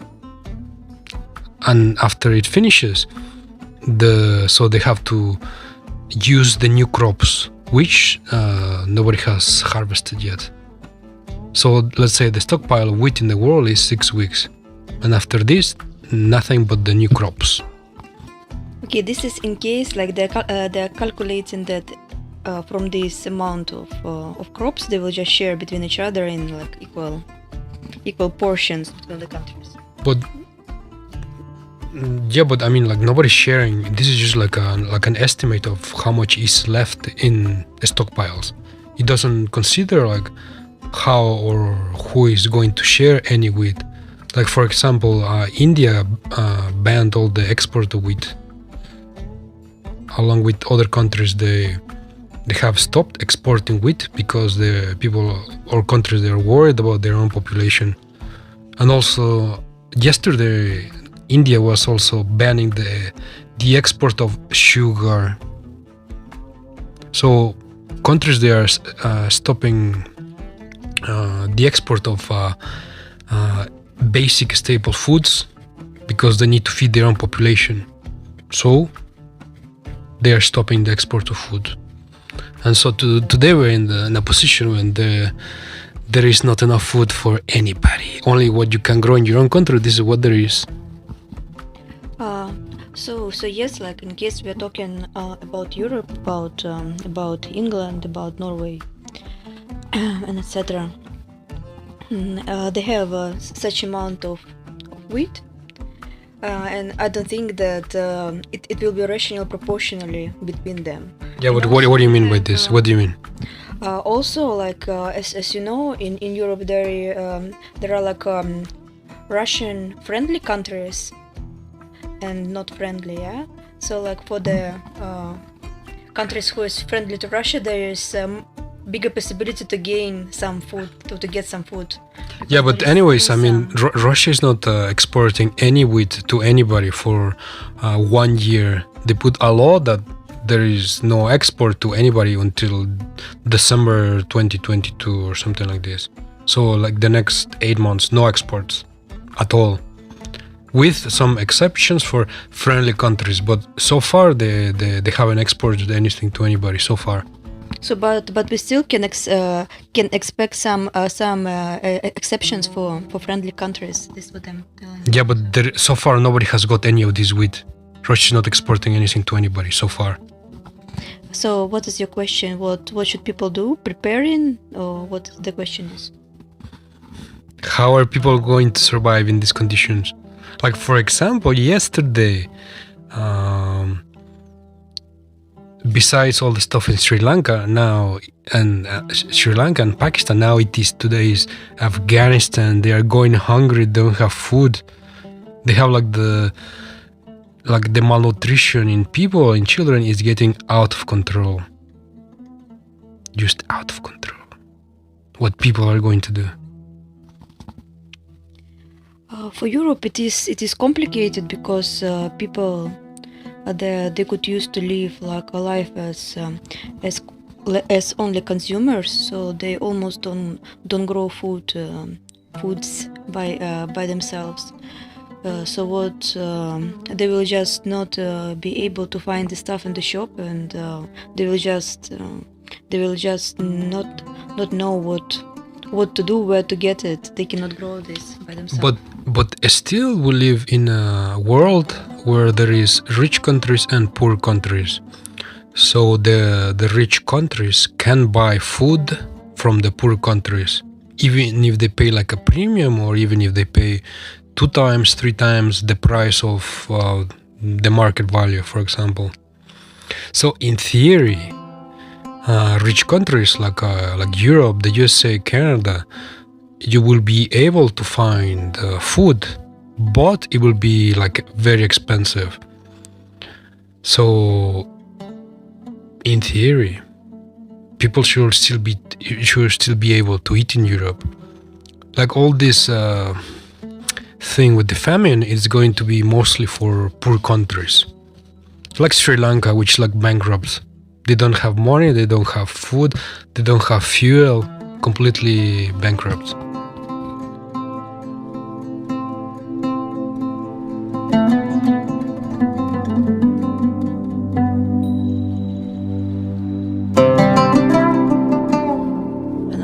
So do you think people started panicking already or not yet?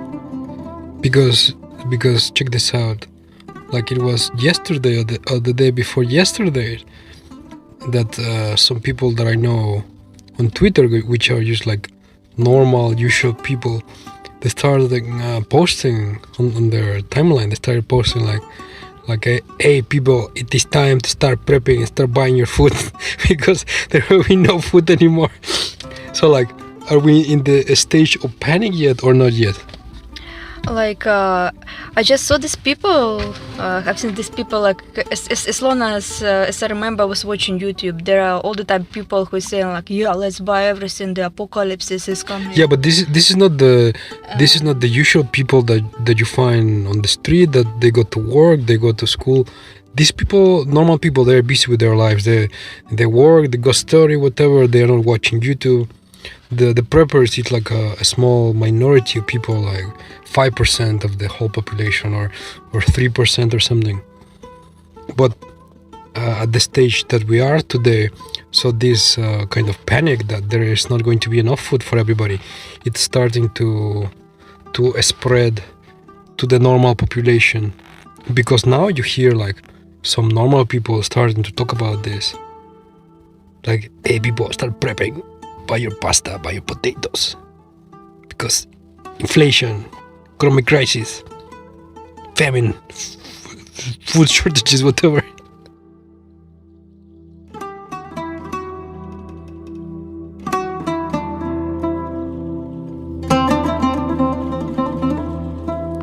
So like there were all these people who were just talking about this for a while, and people, they just got used to this, and this is just kind of noise on the background, so they didn't take them seriously, and some people they don't take this information seriously.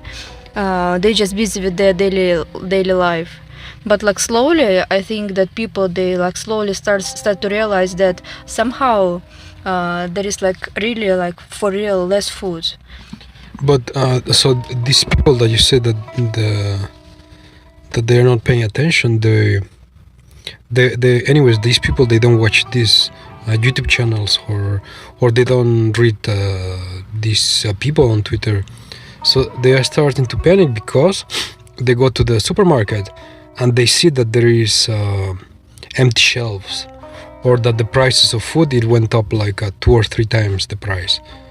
So even though they don't get information from the minority of preppers or these people, anyways, they can see in their real life now the consequences.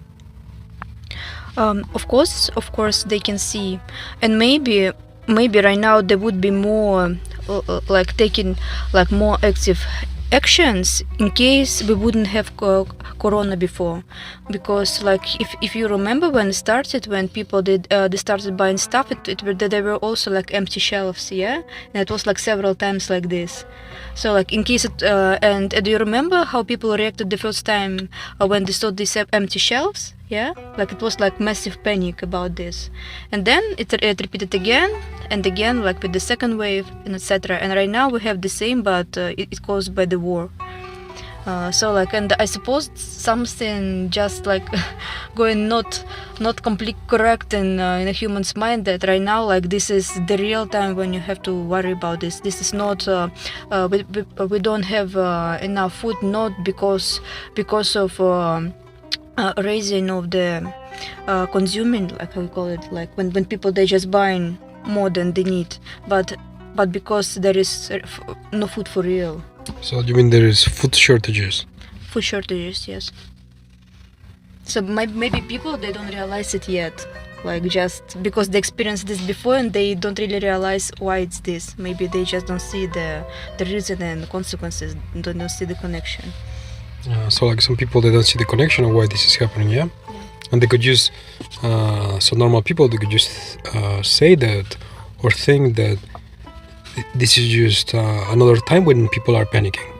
Yeah, this is exactly what I'm saying. They just think that, oh yeah, like, you know, this guy, he's watching this prepper all the time. He went and he bought 100 kilograms of rice and the whole shop of potatoes. So these people, they're just insane. I will just wait a little bit and everything will come down. But you know, like mainstream media, they like to demonize preppers. They make them look bad, as if that the extra food they buy, it takes away from other people the opportunity for other people to buy stuff. But actually, like, I saw some preppers.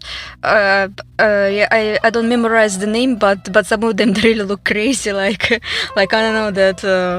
Like the real apocalypse is like some kind of saint event is coming. So some of them they look for real like a little bit crazy. But so, there are like a lot of reasonable guys, especially like. I like this one which we're watching, the Canadian prepper. Oh yeah, you want to say like a shout out to the Canadian prepper, yeah. Yeah, like no, I think that this guy, for example, he's reasonable, yeah, but like some of them you're watching, you're like, oh gosh, man, just relax a little. Yeah, there is like a white guy. He's like a bald. He has like blue-gray eyes. His eyes, he looks up very crazy. Yes, this guy, he looks very crazy. Yeah. Yes, this guy, he's like, he looks like he's not sleeping, and he just wake up in the morning, and the first word that he's saying, "Apocalypse is coming." Yeah, this is what I'm talking about. Okay. But anyways, because. No, society needs people like this that can see things in the distance before they appear in front of you. So like all societies, they need this kind of people. You could call them like visionaries. what the society needs for real, this is for the government to be telling truth to them. Like in case the government, they wouldn't be hiding the information, like, and they would be given this information up to date and not with the after proceeding in their brain, or just like making it comfortable for them, like according to their policy line, then we wouldn't have these problems. Yeah, but anyways, like the government, they would never tell you in advance about some kind of catastrophe about to happen, because they don't want people to panic. They don't want like the whole population used to go to the shop and start buying everything like crazy, because this happens like when there is emergencies, like even very recent emergencies. So when people start panicking, they go to the supermarket, and they're just like crazy, just trying to take everything into their into their cars, and no, it's chaotic. It's like the breakdown of society, of the rules.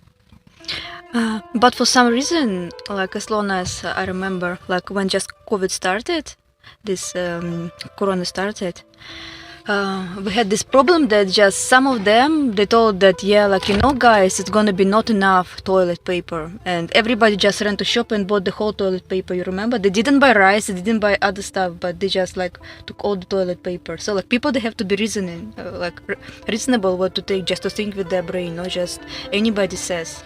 Just search for information, what you can keep, like what is not spoiling for a long time. Like, just, I don't know, like, I think that not all these preppers who is giving you this information, or how you say that they can foresee stuff, they're all the time right. But the preppers, they never recommended anybody to buy toilet paper. This was the common population that didn't watch the preppers. So the usual people, this is the one that went to the supermarket to buy all the toilet paper, because they didn't watch the preppers. But somebody like got this idea first, like, I don't know. It's not possible that just one person saw another buying the toilet paper and he just. Actually, there was like a scientific study about this, psychological study, that people they did this, or they do this because so toilet paper for people, this is like a sign of comfort for them, a sign of civilization for them.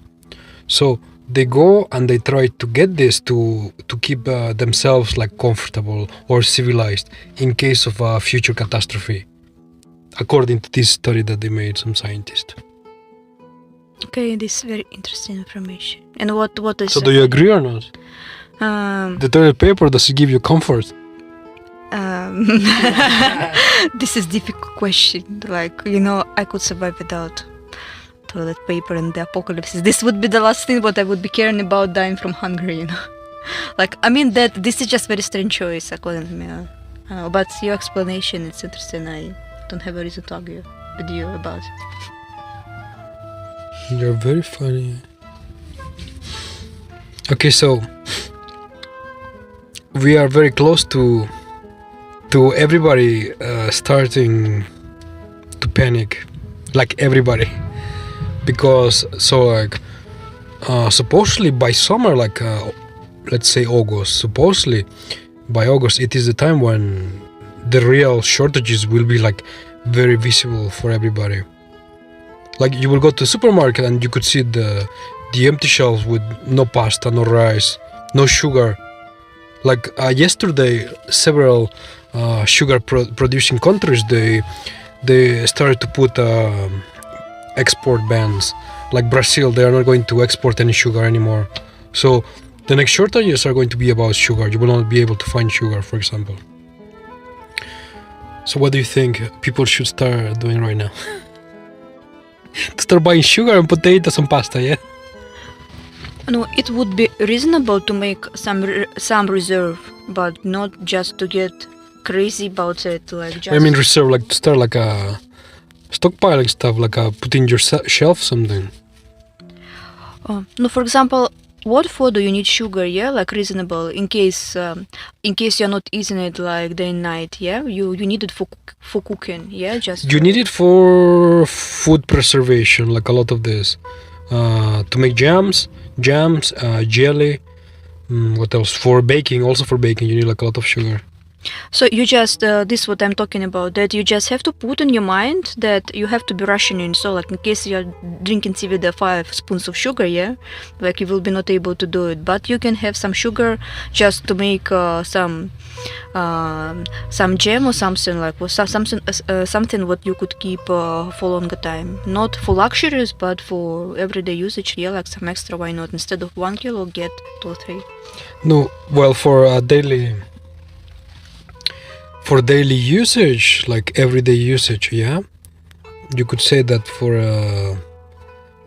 a family of 4 people, for example, maybe in 1 year, maybe you would use, let's say, maybe 3 or 4 kilograms of sugar in 1 year without food preservation, because to make jam, it is 1-to-1 ratio. So if you have 1 kilogram of berries, it is 1 kilogram of sugar. So this is like a lot of sugar. So if you don't need any sugar for food preservation, you could just buy 3 kilograms and put it in yourself. And that should be enough. Also making like these baking desserts, like you also need a lot of sugar. But just to also to make these like salty tomatoes, cucumbers. For this you need salt. You need a lot of salt. Salt and also sugar. You add some sugar there, but you don't use a lot. So you buy sugar for stuff like this, just for daily usage. No luxuries, no baking, no something which demands like a lot of sugar usage. And what about salt? People should buy like 20 kilograms of salt or 100 kilograms of salt for food preservation. If I would be talking about me, for me salt it is more important than sugar, because I don't really eat sugar. I can eat a dessert, but like sugar itself, we almost don't have it in our house. Did you know that in the past you used to trade sugar to the weight of silver? So you would trade 1 kilogram of 1 kilogram of salt for 1 kilogram of silver. Did you know this? Yes, of course I know this, but this we're just talking about taste. Some people, they cannot live without sugar, and I'm the person Salt. And I'm the person who cannot live without salt. I like salty stuff. So like for me, like I don't know, salt is more precious than sugar. But for example, if there is a collapse of civilization, if there is the apocalypse, salt is one of the 3 key items in society to keep it going, because you use it for food preservation, like to dry meat, to salt meat, for salty stuff, like for any kind of pickled items, anything pickled, you need a big amount of salt. So everything needs salt. So do you agree that that salt is very precious? I mean that maybe it is even to the more price precious. of to the weight of gold. After the apocalypse, you will trade salt for equal to the weight in gold. This is what it's going to be. So what are you trying to say me? So guys, buy coffee, buy sugar, buy salt, and keep it. Later you can use it as a barter for gold. Yes, we are going to a barter system. Yeah. You should buy instant coffee, because you can keep instant coffee for up to 25 years. Did you know this? No, because of this I said instant coffee. Yeah, like have you seen the prices for this? Like to the moon. Oh my gosh, they went 3-4 times up in price, because there is coffee shortages. There is like floods in Brazil. They're not producing coffee, so the whole market is just like not enough.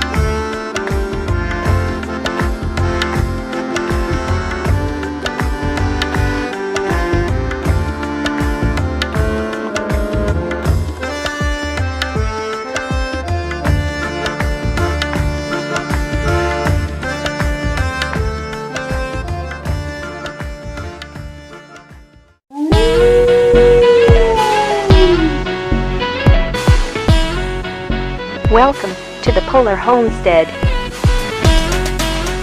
We learn finance, permaculture and prepping. A modern view of the world. Don't forget, freedom is in your hands. Stay safe and vigilant, friends. And now your host, Ralph KK. Launch in 3, 2, 1. Let's go.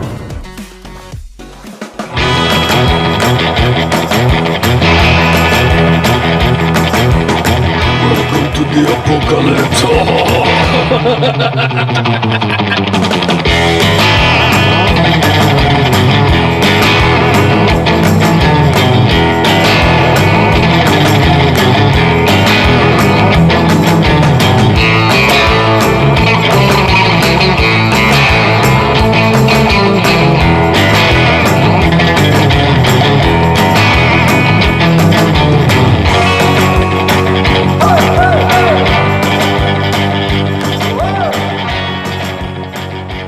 Hello, Christine from Norway. How are you today? Hello, I'm fine, and you? I'm fantastic. Did you know that there is only 30 days of wheat left for the whole world? Yeah, I've heard about it. It's a lot of negative views on the TV. But 30 days. I mean, first it was like 6 months. Or no, maybe 3 months or 90 days or something. So it was maybe 90 days. And today we are 30 days countdown to apocalypse. Like, you know, I'm trying not to get involved with all this news, so like in case you want to tell me something, better tell me because I'm not following. But I've heard that there is some news about that Ukraine like promised to get some wheat for the European countries. So what do you think? How is it realistic or not realistic? Do you buy your pasta? I have some storage of pasta. How much pasta do you have? 50 kilograms. What, seriously? Of course not. I just have a couple of boxes. Yes, I know that I have to get some more pasta for storage. Did you know that they are rationing pasta in Germany? One bag of pasta per customer at the supermarket.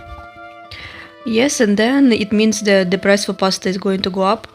So we are like an economist today, yeah? Why is it going to go up? Just for the people to not to be able to buy a lot of pasta.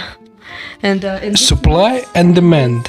Yeah, supply and demand. So like it means that it means that it's an irregularity. The price of pasta currently it is too cheap for the demand. So how much is it, like maybe 3 euros, 4 euros per bag of pasta maybe today? How much do you think it's going to be like in maybe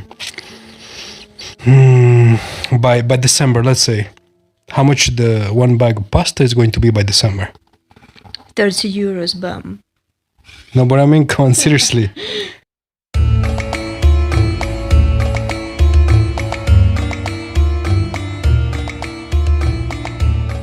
So like, what the food that we are eating today, it is the crop from last year.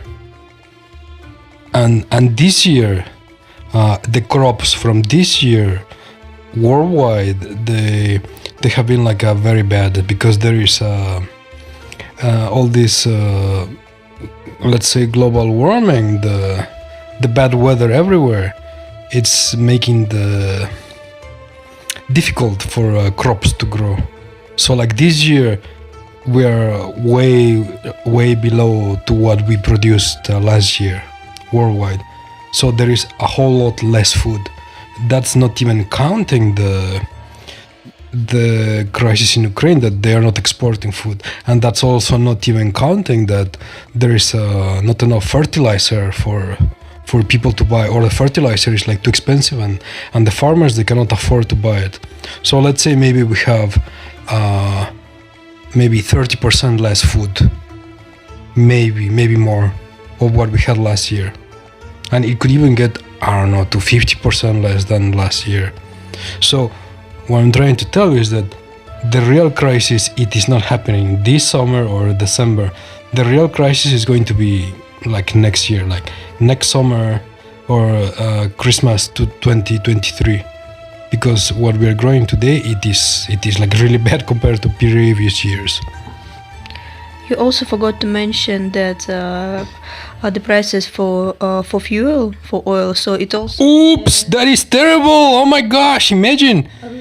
Gasoline, it is, how much is $10? Like $10 per gallon or something in the USA. So yeah, so like all the price for the fuel to transport food from and outside of countries and to the supermarket and from the farmers to everywhere. And not only to transfer, also like to grow it, to pick it up. You need to fuel this machine. I didn't think about it. You're like a genius. Yeah, I am a genius. So we are like in a really big trouble. We are in big trouble. So the real crisis, we haven't seen it yet. It is not for right now. It is the really bad times is going to be like next year. So live your last day, human beings. Like the Canadian prepper says, this is your last summer. Enjoy your summer. Relax. Enjoy. This might be the last good summer you have. Yeah, this is what I'm talking about. That, like, even in such a condition, you have to find some ways to enjoy life, because like it can get like much worse, guys. That is not very optimistic at all. This kind of sad, depressing. It could be worse. It could be worse. What do you mean? Like a zombie apocalypse? This is what you mean? No, come on. We are talking about Europe right now. At least we don't have war in our territory. Yet. No. I'm pretty optimistic about this. I hope that from this side everything is going to be okay. Like, yeah, we are going to have the food crisis and other problems, but I still hope that that everything will be finished in a peaceful way. But can you imagine going to Italy and that there is no pasta in Italy? Or you go to France and they don't have baguettes in France. Can you imagine this? Or that you go to Germany and there is no beer in Germany because there is no wheat to make beer. Can you imagine this? Right now you're talking not about survival stuff. This is about stuff which we could use to what make us think that the life should be like for us to be comfortable. Yeah, but beer and other stuff like to make a baguette and stuff. Baguette is bread. You eat baguette every day. Bread, you can make a corn bread also, not only from wheat. So like we're talking about in general. So like surviving stuff, yeah, even with survival stuff it's going to be difficult. Not only the stuff which we got used to, what according to us is what makes our life comfortable. Okay, so tell me, in these difficult times, what do you recommend people to do? How can they relax? Like this could be their last summer or their last good summer for maybe a decade or something. So how should people relax this summer? First of all, I have to mention that this is my personal opinion. Yeah, not all the people would agree with that. First, I think that you should limit your time you spend watching the television and social media in general, because it's a lot of negative information, and especially on the general TV, it's a lot of disinformation. Yeah, like all this mainstream media, they're just like they're trash binning your mind. They're just dropping all the bad stuff in your mind, into your consciousness to make you feel afraid and to make you tense all the time. Yeah, exactly. But the funny thing that, you know, like a lot of people, they still watch it and they really believe it like blindly. But a lot of people, or at least you could say that the new generation, like everybody under 30, they don't watch television. They watch everything online. So the reach of these mainstream companies, like the news networks, it has become very limited. Only older people, like over 30, over 40, they still watch this. But the newer generation, they don't care about this. So you could say that the newer generation of people, the young people today, they're in a better position than the older generation in this perspective.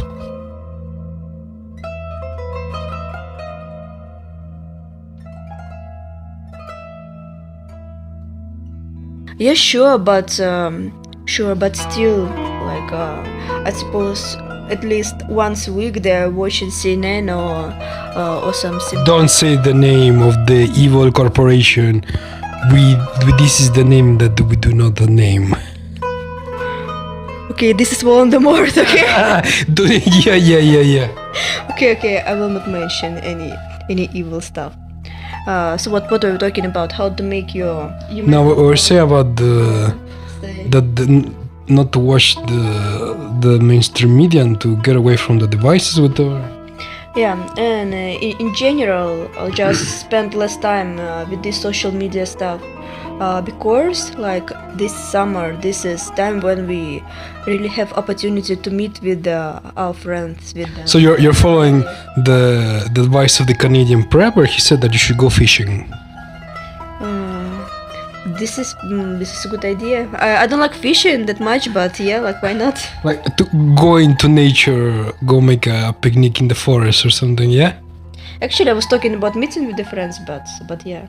So, like, what I was talking about, that get like real human contact, not just say hi in Facebook, because like it is very important to support each other right now, and just to be part of life of each other. Is what I was talking about. To see people face to face, to have like human contact. Human contact, yes. So you should go your friends and you should go touch them in the face, yeah? To have human contact. Oh, at least I'm happy you said face, not something else. What? Please do not make this kind of jokes in this podcast. This podcast is PG, so children friendly, okay? Keep your opinions to yourself. Okay, then you will delete it, okay? Not, this will not be deleted.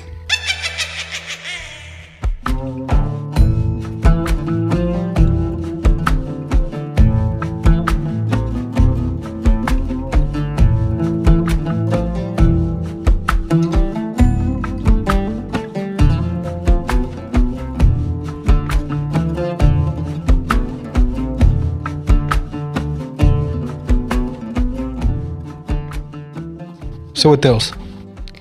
Also, probably it would be helpful to read some books like about positive psychology, also Like self-development books.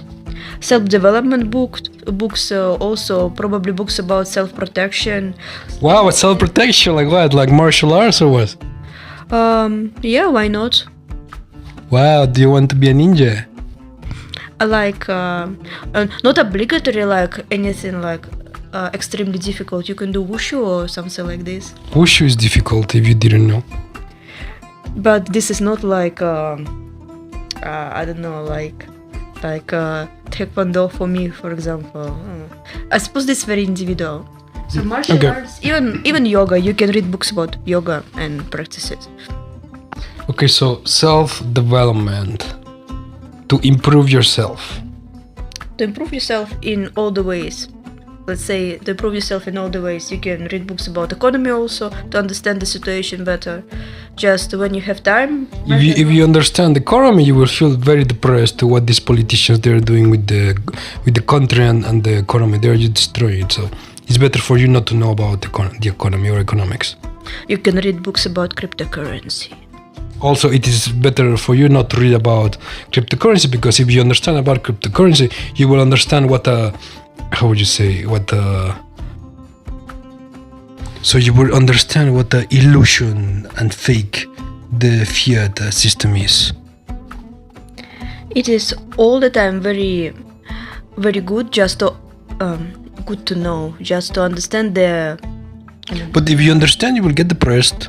the real value of money, like not all the people, they just don't have a clue, you know, that they just got used that they have some paper, but they don't realize what the real value of the money is. So like what, and then we are following the position of dollar and other currencies. So you just have to understand, so like to not to get fooled. If everybody on earth understood that the paper currency it is fake and it has no value, then we would have zombie apocalypse for sure. So what, according to you, it's better to be delusional and just to know anything? Yeah, like some people say, like ignorance is a blessing. It's up to you. Okay, it's up to you.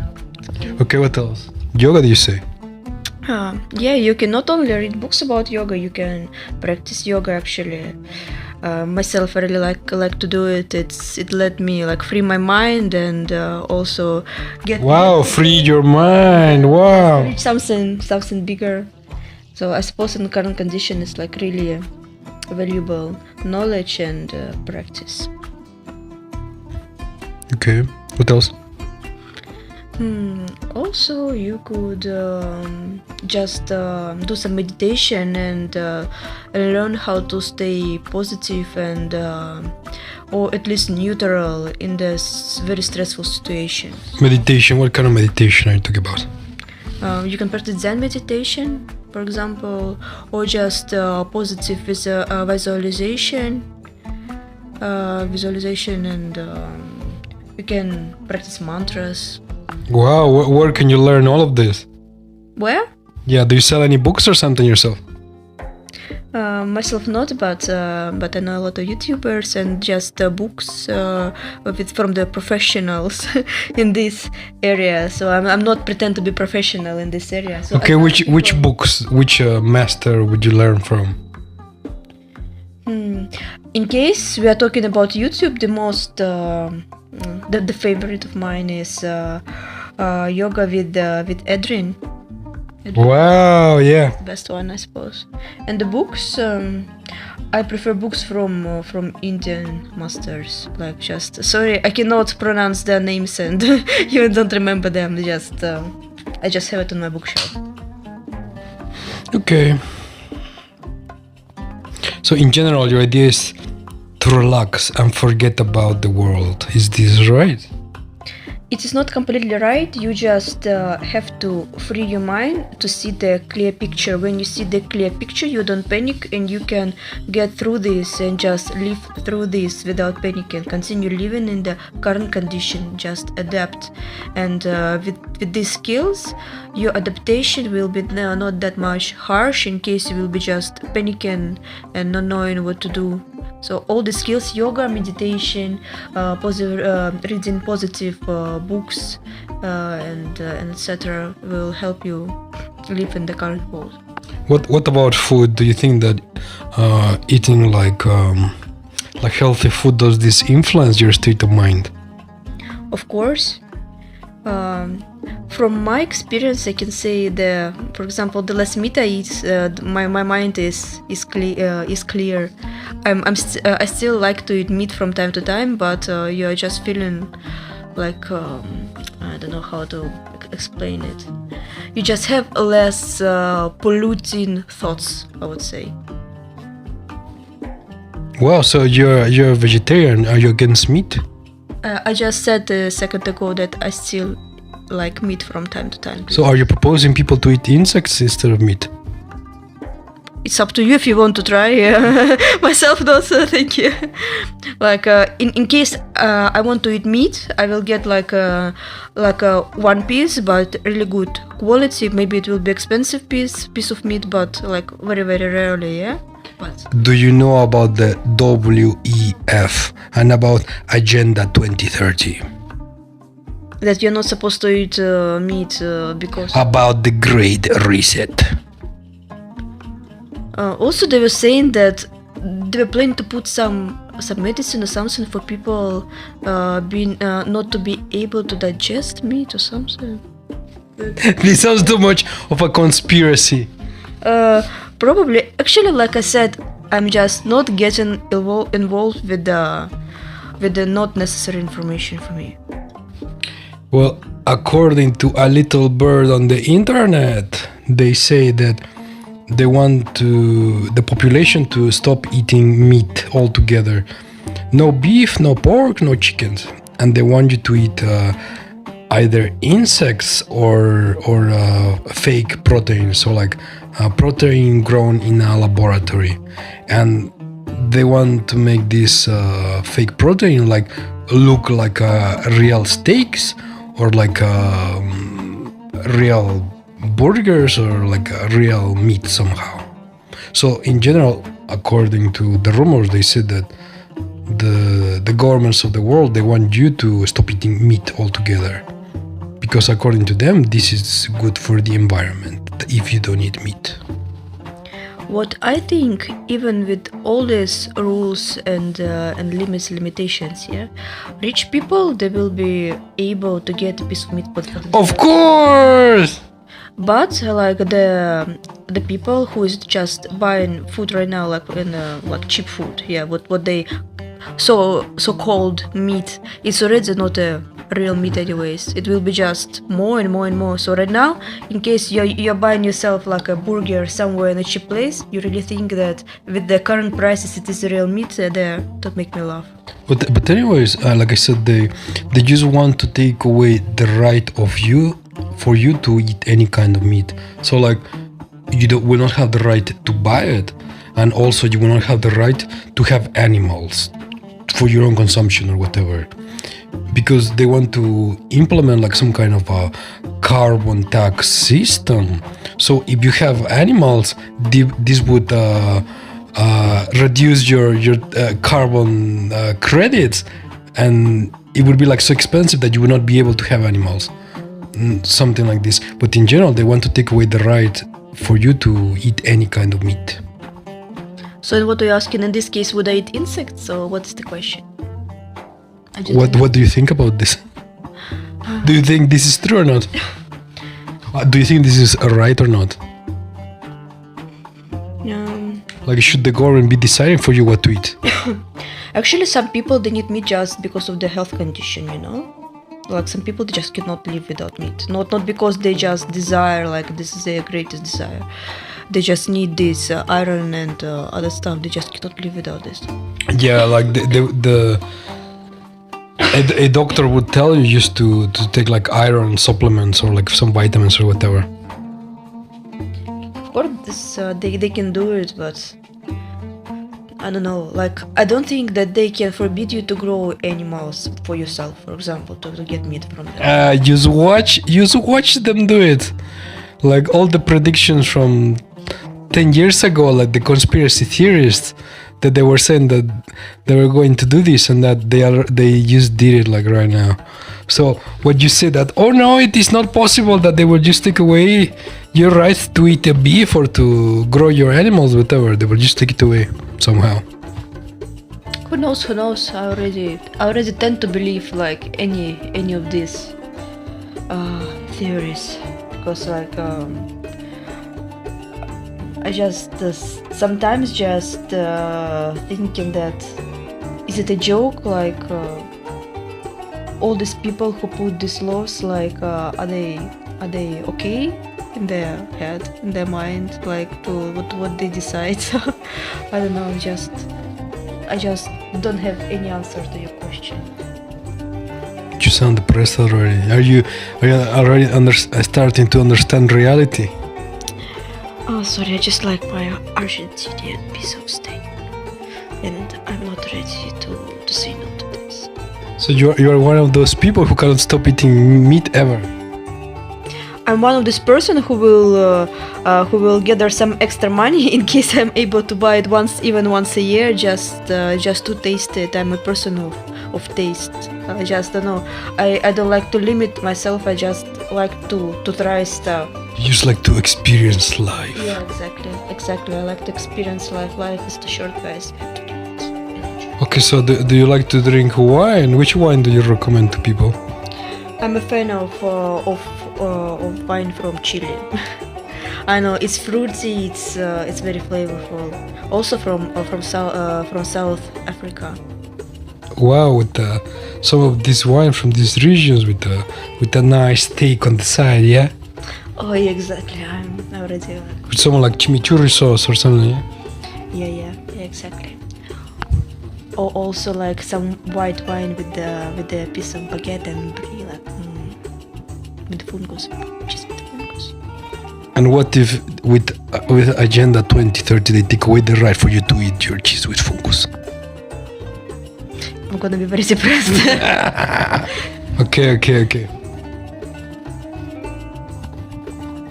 Okay, so considering everything that is happening, how would you keep your mind in the right condition for you not to go crazy? You know, like to answer this question, I want to say that you start thinking like in like different directions only when you are not busy with something you really like to do. Like usually when you are just sitting watching TV or doing nothing, or like not really concentrated on work you are doing, you start thinking some kind of, you're thinking, you got it. You're thinking anything, you're observing anything what's happening. So, but when you're really working, you're concentrated on stuff what you like, what like really like get you in this flow. You just stop thinking about bad stuff. And I think that this could help your mind to stay clear. For example, for me, this is painting. Yeah, when I'm painting, just time flies very fast, and I just don't think about anything what is happening around me. And after this, I feel that my head it is also clean from all these polluting thoughts. So this is first. And second, like I said, you have to learn some techniques from books about this mental health, how to keep your mental health in a good condition. There are a bunch of books and very interesting techniques which I would recommend you to try. So like what most psychologists recommend is that you should keep your mind busy like somehow. If you keep your mind busy, you can separate yourself from problems. So in the current condition of the world, like this is the main problem. So you keep your mind busy with something else. You separate your mind from the problems happening in the world. Like in your case, would be like to start painting, yeah. Yes, this what I'm talking about. In case you want to be happy, be busy, but be busy with the stuff what you really like to do. Like you find your credo in life. Credo, you mean like ikigai?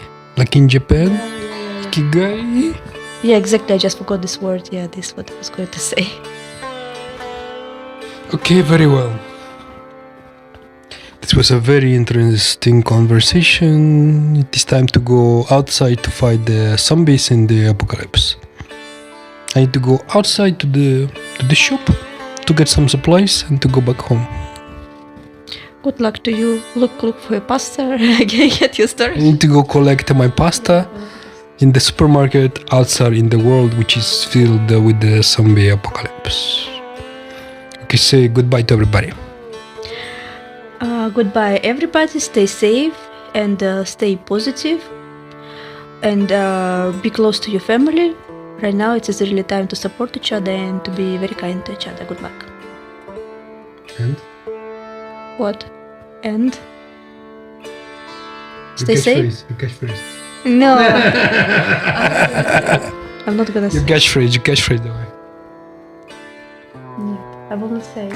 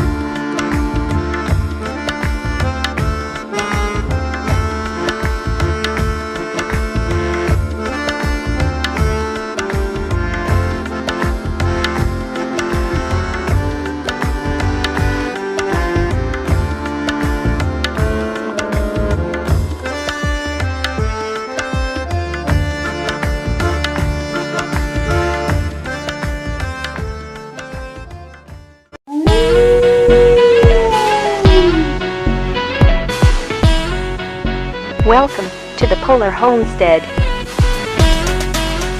We learn finance, permaculture and prepping. A modern view of the world. Don't forget, freedom is in your hands. Stay safe and vigilant, friends.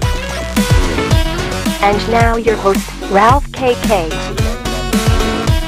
Launch in 3, 2, 1. Let's go.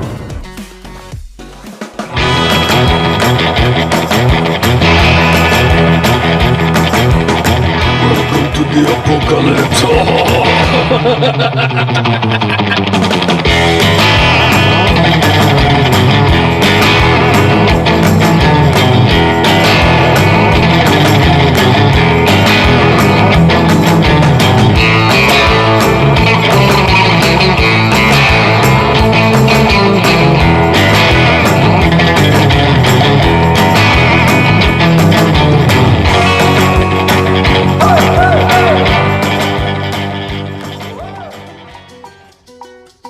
Welcome to the podcast.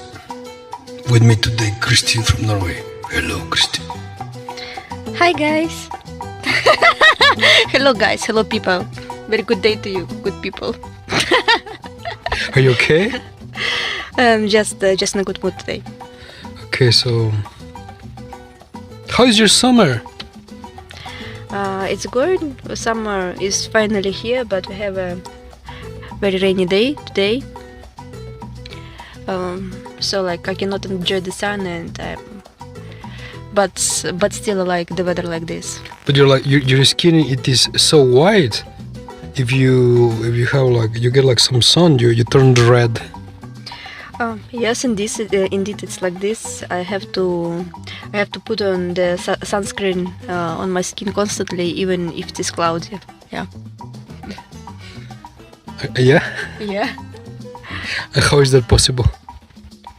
I don't know, just my skin is getting red, just even if the sun is hidden behind the clouds, there is some lights coming, and still like makes my skin irritated. So because Wow, that sounds crazy. Sorry, Mother Nature didn't give me like a normal skin, like a normal person. Melanin. Yeah, melanin, I don't have enough melanin. You are not melanin reactive person.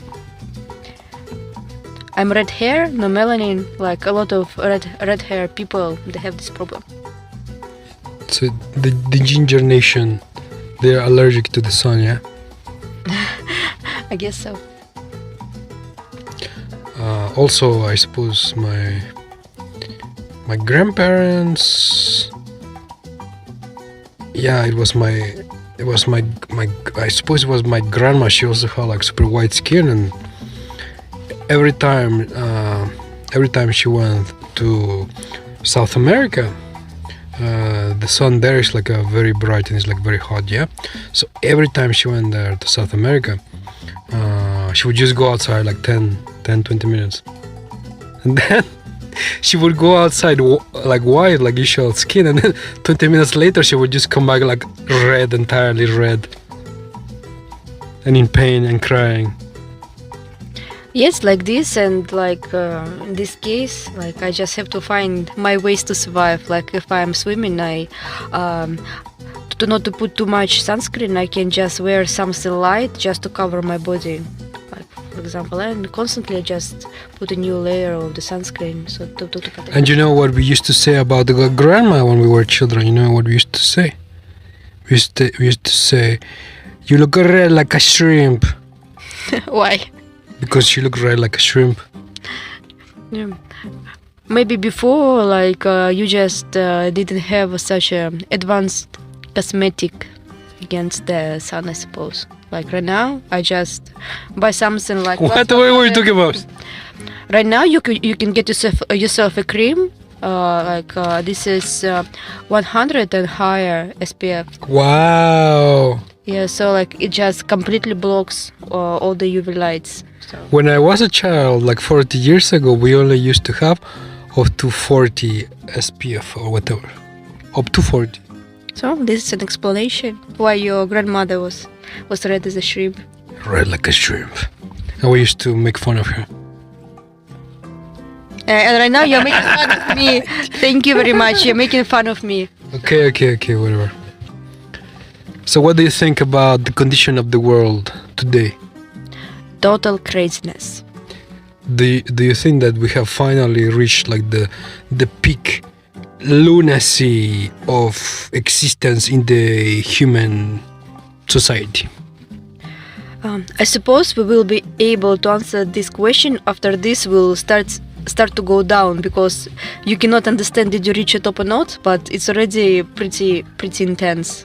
Yeah, but when usually when something it reaches the peak of whatever it is, like you can see it like everywhere around you and everywhere in front of you. So right now, like you go to YouTube, like every third video it is like the end is near, the crisis is here, total collapse of civilization. So every third video it is like this. And so when the moment that the crisis starts, as it goes, so a few people start to talk about it, and then it's incremental until like everybody, like the whole society, people is talking about this. So I think that we're at the peak of the panic, of the mass panic of people. I don't think that we're at the top, but people, they're crazy, they're panicking. It's true. No, I mean maybe the crisis, like in reality, it is not so bad, but people psychologically, I think they reached like a peak somewhere. Because when we speak of Europeans and Americans, they used to have pretty high standards of life. So like in case they don't have a baby formula, in case they don't have like some certain kind of cheese, which like according to them just make them like more imperfect, and only like this they can like have that like a productive day after such a breakfast. Yeah, so the Avocado toast. Avocado toast, so the day is ruined. So like if we look at the situation like from reasonable point of view, like you just have enough for now, just you can survive. It's not like life and death for now, but people, they lost some of their privileges in this life. Yeah, but you know, like people in the first world, they are not used to this kind of life. Like people in the USA, people in Europe, they are used to comfort and to get what they want when they want it. They are not used to having like a crisis, and like today they have to eat some boiled pasta with some salt and oregano on top, and that's all. They are not used to this kind of life. Maybe what I said sounds crazy, but what is happening from some kind of points, it's good. Like because if you remember this experiment with the rats, when they put them in the perfect condition, and at the end they just like they got the males, they got this endless narcissism. And female, they just didn't want to reproduce anymore, and at the end just the whole population of these rats, they died. Yeah, so the humans, they are the same right now. They just got too comfortable, and this is like a shake, like something what maybe like they will realize it later, but this something what would refresh their life at the end, like the result will be something new. So like such crisis, it's good in the long term, according to me. So you're saying that people need to have like some struggle in life to improve themselves. Yeah, exactly. Just imagine for you, yeah, like just to drink your coffee every day, just don't care, yeah, like which kind of milk you have. You just every day 10 years. And you just already just don't notice how good it is, and then bam, and one day there is nothing, and then after like 1 month, 2 months of there is no such a milk, or there is no coffee at all, you just grab this cup and you inhale this smell, and the life is perfect. So like this taste of life, if you are constantly like having it just constantly, you just don't notice this. So such crisis, it is good in the long term, just to understand how good life it is, the small things which you can appreciate. So this is what Germans, they are learning today. This is very hard lesson. Very hard lesson for our German friends in Germany. Yeah, good luck, guys. Good luck, guys, with one bag of pasta per customer at the supermarket. It is too early to laugh. Maybe we are coming the same way, but yeah, like we will learn from your example. Yeah, but the point is that so these people in very rich countries like Germany, Norway, I don't know, Sweden, Iceland, they have like a very high standards of living. So when these standards of living they are reduced and people start to struggle, then it is like very difficult for people in these places because they are not used to this. Indeed, but like I say, it's all for good. You have to learn how to live in such a condition, and actually there is no yes or no, you just don't have a choice. We have the reality and we have to face it. Like for example, people in India, every day they are struggling, like the majority. So every day it is a struggle. So even when conditions are hard, they just try to survive, to keep on going. Yeah, I have nothing to add, like just it can be like any difficult condition, but there is an exit, there is a way just to survive through almost anything. And if you just compare yourself right now to these people in India or some countries in Africa, like your life is still perfect for them. Yeah, people in Europe, their life is still perfect compared to somebody in Africa, because they have a home, they have food, they have heating, they have water. Yeah, that's what I'm saying. Like a lot of people in Africa, they don't have food and they are hungry. Be grateful, yeah. Yeah, be grateful, Europeans, because you still have pasta. It costs like 10 or 20 euros, but you still have pasta. Yeah, like and the food will be getting more and more expensive. Like, so this is what I was talking about. You asked me like, did we reach this peak of massive hysteria?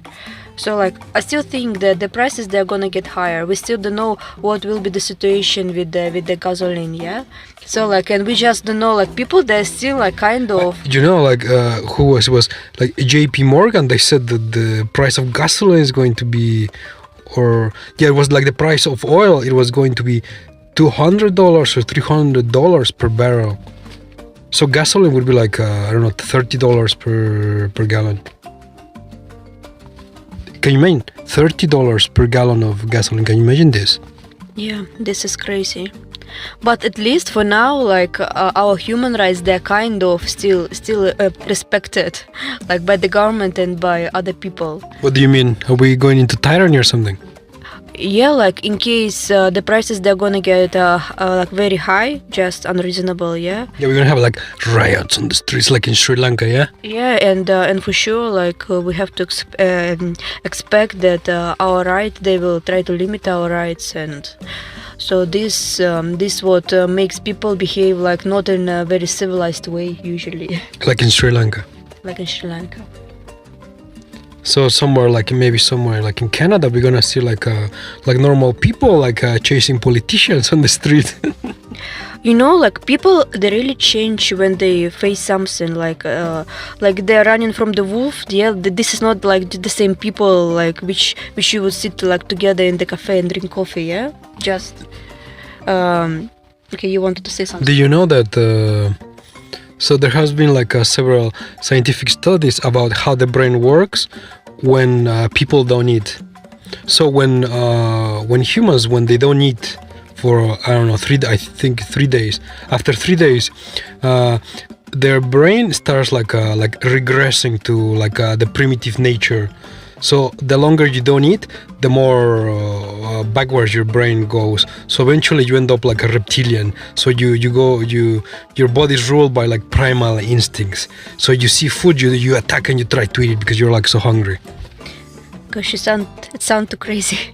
Yeah, but it's true. It was like several scientific studies, and so your brain it regresses when the longer you go without food. Also, like you just have to understand, like some people they see, like for example, they don't see steak on the shelf, yeah, in the shop. They don't see like greens, some kind of pasta, and they are like starting panicking. There is no food, there is nothing. I'm gonna die. but because of this, like in your previous when we met before, we were talking like how can you survive. So there is a way to eat like a lot of stuff in nature. Like you can eat this. You can eat dandelions, bark. You mean bark from the trees? Yeah. I was talking about this. I was just watching recently. It's called video from wood jerky. Yeah, this thing. I suppose the Canadian prepper or something. Yeah. This guy there with the big The muscle. Canadian prepper. Yeah. Yeah, he's our savior. I'm supposed he's almost the only one I'm watching because like I don't know, he's the less annoying of people. Of all the preppers on YouTube, yeah.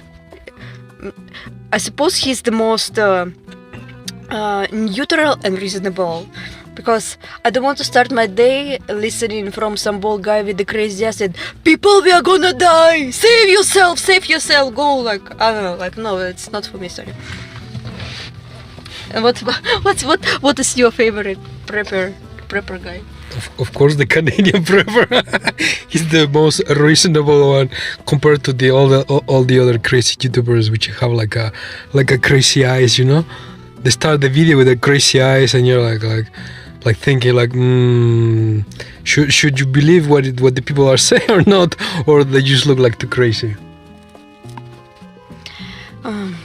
Yeah, it's so it was mini advertisement for Mr. Canadian Prepper in your podcast. Yeah, he needs to pay us like royalties here for promoting his channel. Yeah, I suppose we mention him almost like every time because we were just both watching him. Yeah.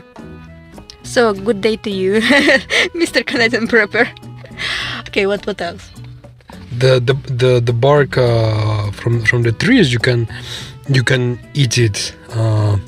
So there is like specific methods how to eat it, but you can eat. Like in the Second World War, yeah, like a lot of people who were hiding in the forest, they didn't have anything to eat. So you could hear stories from very old people that lived during these times. They would tell you that there was nothing to eat, and they had to eat like grass or herbs from the forest, or like go and try to eat the bark from the trees. Yeah. Don't you think that it would be clever from these government channels and general television, like just to show people this kind of videos, like how to survive in case you don't have food? Why they don't do it? This is like something cultural, I suppose. For example, most of the Nordic countries, they usually try to educate their population, like to be ready for emergencies. So in Nordic countries like Sweden, Iceland, Finland, so the government tries to educate like the population like a lot in this respect. So they teach them what to do in emergencies. So probably they are teaching them that they can eat the bark of the trees. Bark from the trees, yeah. Yeah. You boil it and you make like some kind of soup of tree bark, yeah. Yeah, like in the morning you just come like, my dear husband, I prepared you some wood with some ants today. You can actually eat ants, you know. You can eat insects. You can eat bugs. Like in Thailand, people they used to eat bugs, specific kinds of bugs, and some of them they are not even tasty, but they used to eat it. They are like hard, crunchy, whatever, and they used to eat it, even though they are not tasty.